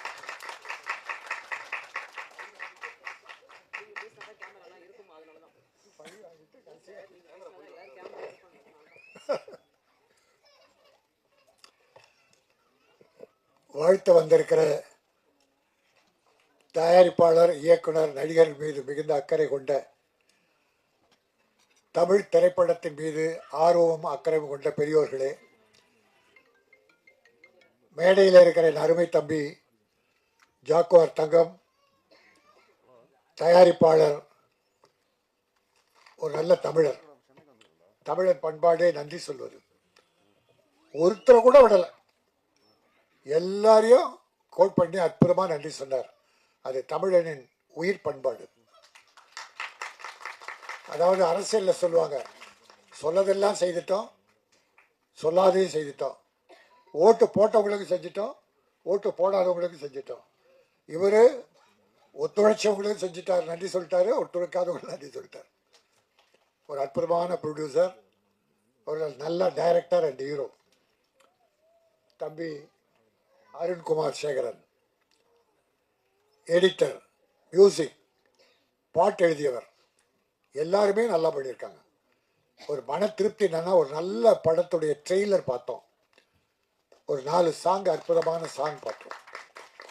அதுக்காக அவங்களுக்கு நான் வாழ்த்துக்களை சொல்லி, அடுத்த நல்ல வாய்ப்பு உங்களுக்கு கிடைக்க இருக்கிறது என்பதை சொல்லி, ஒரு தமிழ் பண்பாடு குத்துவிளக்கு ஏற்றி ஆரம்பித்தாங்க. குத்துவிளக்கு ஏற்றுறது என்பது நம்முடைய தமிழ் பண்பாடு. இருள் நீங்கி ஒளி வீசணும். இப்போ அது மட்டும் இல்லை குத்துவிளக்கு பண்பாடு. குத்துவிளக்கு ஏற்றனா என்னென்ன வேணும்? என்ன வேணும்? எண்ணெய், திரி, தீ. எண்ணெயை ஊற்றி திரியை வச்சு தீயை ஏற்றுறோம். அது ஒரு 10 முறை சொல்லி பாருங்க. எண்ணெய், திரி, தீ, எண்ணெய், திரி, தீ, எண்ணெய் திருத்தி. கடவுளே, நான் இருளில் இருக்கிறேன், உனக்கு ஒளியேற்றுகிறேன், நீ என்னை திருத்தி என்னையும் வாழவை மக்களையும் வாழவை என்பதுதான் அது. மனிதனுக்குள்ள பொறாமை, பொச்சரிப்பு, பொல்லாங்கு, தீய வழக்கங்கள், அவன் அழிஞ்சு போகணும், இவன் கெட்டு போகணும் என்று நினைக்கிற அந்த இருள் நீங்கி என்னை திருத்தி பிறரை வாழ வைக்க நானும் வாழ இறைவா அருள் புரி என்பதுதான் அது. அதுபோல இந்த படம் ஒளி வீச, மக்கள் மனதில் இருளைக்கு ஒளி வீச குத்துவிளக்கு ஏற்றப்பட்டது. ஆக அந்த அருமை பண்பாட்டை நான் வாழ்த்துகிறேன். நல்லா இருந்தது சாங், 4 சாங் நல்லா இருந்தது, எடிட்டிங் நல்லா இருந்தது, பிக்சரைஸ் நல்லா இருந்தது. எல்லாரும் சொல்லிட்டாங்க படம் வெற்றி பெறணும், வாழ்த்தணும், உண்மையாக வாழ்த்தணும்னு. கவிதா என்னை கடைசியாக விட்டாங்க, அதுக்கு ஒரு நல்ல காரணம்னு சொன்னாங்க, ஏற்றுக்கிட்டேன். இந்த படம் வெற்றி பெறும், பெற்றால் அவர் அடுத்த படம் எடுப்பார். சினிமாவுக்கு லாபம், சினிமா தொழிலாளர்களுக்கு லாபம். பணம் வந்ததுன்னா திருப்பி எங்கள் ஆளுங்க என்ன பண்ணுவாங்க, அடுத்த படத்தில் தான் முதலீடு பண்ணுவாங்க. அதுபோல் ப்ரொடியூசருக்கு போட்ட பணம் வந்து அடுத்து அவர் படம் எடுத்து பல 100 குடும்பங்களை வாழ வைக்கணும், தொழிலாளர் குடும்பங்கள் என்பதை வாழ்த்தி, இந்த தமிழ் சினிமாவை பழி வாங்கிறதுகளே சில காரியம் நடக்குது. ஜனநாயகன் ஒரு படம், அது ஹீரோ, பெரிய ஹீரோ, அவர் சாதாரணமாக நடிச்சு ஹீரோவாக இருந்திருந்தால் இந்த குடும்பம் வந்திருக்காது. அவர் ஒரு அரசியல் கட்சி ஆரம்பித்து நான் தான் தமிழ்நாட்டின் முதல்வராக வருவேன் என்ன அடம் பிடிச்சார் பாருங்க, அதில் நிறுத்தணும். யாருமே எடுத்த உடனே நான் தான் முதலமைச்சர்னு சொல்ல வரலாறே கிடையாது. கட்சி ஆரம்பிக்கலாம், தப்பு கிடையாது. எலெக்ஷன் நின்று மக்கள்கிட்ட சொல்லி மக்கள் பெருவாரியாக வாக்கு போட்டு எம்எல்ஏக்கள் அதிகமாக மெஜாரிட்டி வந்து அவங்க முதலமைச்சர் தேர்ந்தெடுக்கணும். எடுத்த உடனே நான் முதலமைச்சர்னா 50-60 வருஷமாக கட்சி நடத்துகிறாங்களே அவங்கெல்லாம் என்ன ஆகும்? அதில் யாருக்கோ ஒரு காழ்ப்புணர்ச்சி வந்துருச்சு. கூப்பிட்டு பார்த்தாங்க, இல்லை நான் தனிதான்ட்டார். தனிதானே, ஜனநாயகத்தை பார்த்துக்கிறேன். அது இந்திய ஜனநாயகம். அதாவதுங்க, ஒரு படம் முழுசாக யார் ஹீரோ, எந்த கட்சியெல்லாம் நான் பேச வரல. தமிழ் சினிமா நிலை என்ன? ஒரு படம் எடுத்து முடிச்சாச்சு, அது 400 கோடியா 500 கோடியா தெரியாது. ஹீரோவுக்கு மட்டும் 250 கோடி, ஒரு 100 கோடியில் படம் 350 கோடி இருக்கும், அவ்வளோதான். ரைட். ஒரு முதலாளி, ஒரு தயாரிப்பாளர் பண்ணான். இப்போ கஷ்டம் யாருக்கு? தயாரிப்பாளருக்கு. ஹீரோக்கள் படம் வரலன்னு வருத்தப்படலாம், ஆனால் பணம் வரலன்னு கஷ்டப்படுறாரா? பணம் வாங்கிட்டாரு, எப்போ கொடுத்துட்டாங்க, அதனால் அவருக்கு கஷ்டம் இல்லை. ஆனால் பணம் போட்ட முதலாளி, எங்கள் தயாரிப்பாளர் அவஸ்தைப்படுறார். இதில் என்ன நியாயம்னா நிச்சயம் நியாயமே இல்லை, பழி வாங்குதல் ஒட்டி தான். டிசம்பர் 19 படம் பார்த்துட்றாங்க, 22 சர்டிஃபிகேட் கொடுக்குறேன்ட்டாங்க, கட்டெல்லாம் கொடுக்குறாங்க. 24 கட்டு கொடுத்தாச்சு, 24ஆம் தேதி சர்டிஃபிகேட் வரும்னு நம்பினா பதிலே இல்லை. சென்சார் போர்டு பதிலே சொல்ல. இவங்க பெயில் அனுப்புகிறாங்க, சர்டிஃபிகேட் அவன் இல்லை. அப்போ கோர்ட்டுக்கு போகிறாங்க. கோர்ட்டில் போன உடனே லாக். 1 மாதம் மேலே ஆகுது, படம் வரல. அப்போது இவ்வளோ ஒரு ஒரு அரசியல் பழி வாங்குதல் என்பது, அவர் எங்கே போகிறாரு என்ன. இப்போ பாருங்க, நாளைக்கு அவர் சொல்லட்டும், நான் இந்த கட்சியோட அலைன்ஸ் போயிடுறேன் சொல்லட்டும், நாளை அந்த சாயந்தரம் 1 ஹவரில் வீட்டுக்கு சர்டிஃபிகேட் போயிடும். அப்போ 100க்கு 100 இது அரசியல் விளையாடுது. அது தவறு. சினிமா உலகை பழி வாங்காதீர்கள். அவருக்கு குரல் கொடுத்தாங்களா? யாரும் கொடுக்கல. ஏன்னா மற்றவங்களுக்கு கஷ்டம் வரும்போது அவர் யாருக்கும் குரல் கொடுக்கல, அவர் யாருக்கும் கொடுத்ததில்லை. அதனால் இப்போ எல்லாரும் அவரை விட்டாங்க. அதனால் அவருடைய தைரியத்தில் அவர் தான் இனி வெற்றி பெறணும், தயாரிப்பாளர் காப்பாற்றணும். ஆகவே நான் எந்த அரசானாலும், இது மத்திய அரசு தான் காரணம், மாநில அரசு மேலே சொல்கிற அர்த்தமே இல்லை. முதலமைச்சரே ஒரு ட்வீட் போட்டிருக்காரு, இந்த மாதிரி பழி வாங்கக்கூடாது என்று அவர் எதிர்ப்பு தெரிவிச்சிருக்கார்.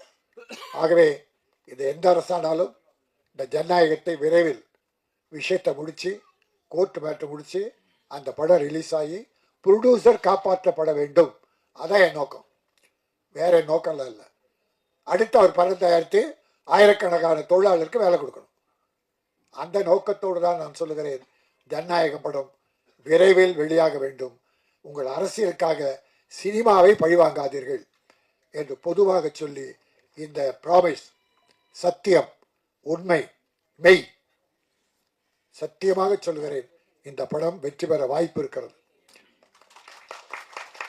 உண்மையாக சொல்லுகிறேன், இந்த பணம் திரும்பி வர வாய்ப்பு இருக்கிறது. நான் தயாரிப்பாளரும் கலைஞர்களையும் வாழ்த்தி இந்த படம் வெல்க என வாழ்த்து விடைபெறுகிறேன். நன்றி, வணக்கம். உங்க வாழ்த்திற்கு ரொம்ப நன்றி சார். கேமராமேன் கதிருக்கு நம்மளுடைய பிறந்தநாள் வாழ்த்துகள். அவர் மேடைக்கு அழைக்கிறோம். யார் போட்ட கோடு இயக்குனர் லெனின் ஒரு சில வார்த்தைகள். வாங்க.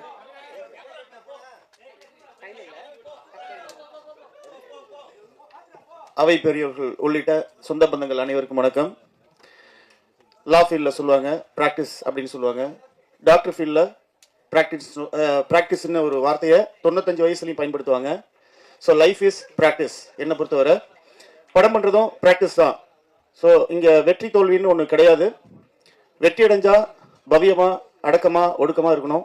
தோல்வி அடைஞ்சா கெத்தா காலரை தூக்கி விட்டுட்டு போகணும். ஏன்னா அப்போ தான் அடுத்த கட்டத்துக்கு நகர முடியும். என்னை பொறுத்தவரை ஃபஸ்ட்டு படம் பண்ணுற எல்லாருமே பயிற்சி தான். That is called practice. So இந்த படம் பார்க்கும்போது எல்லாமே நல்லா இருக்கு. எனக்கு ஒரு சின்ன விஷயம், ஹீரோயின் கொஞ்சம் கவனம் செலுத்திருக்கலாம்.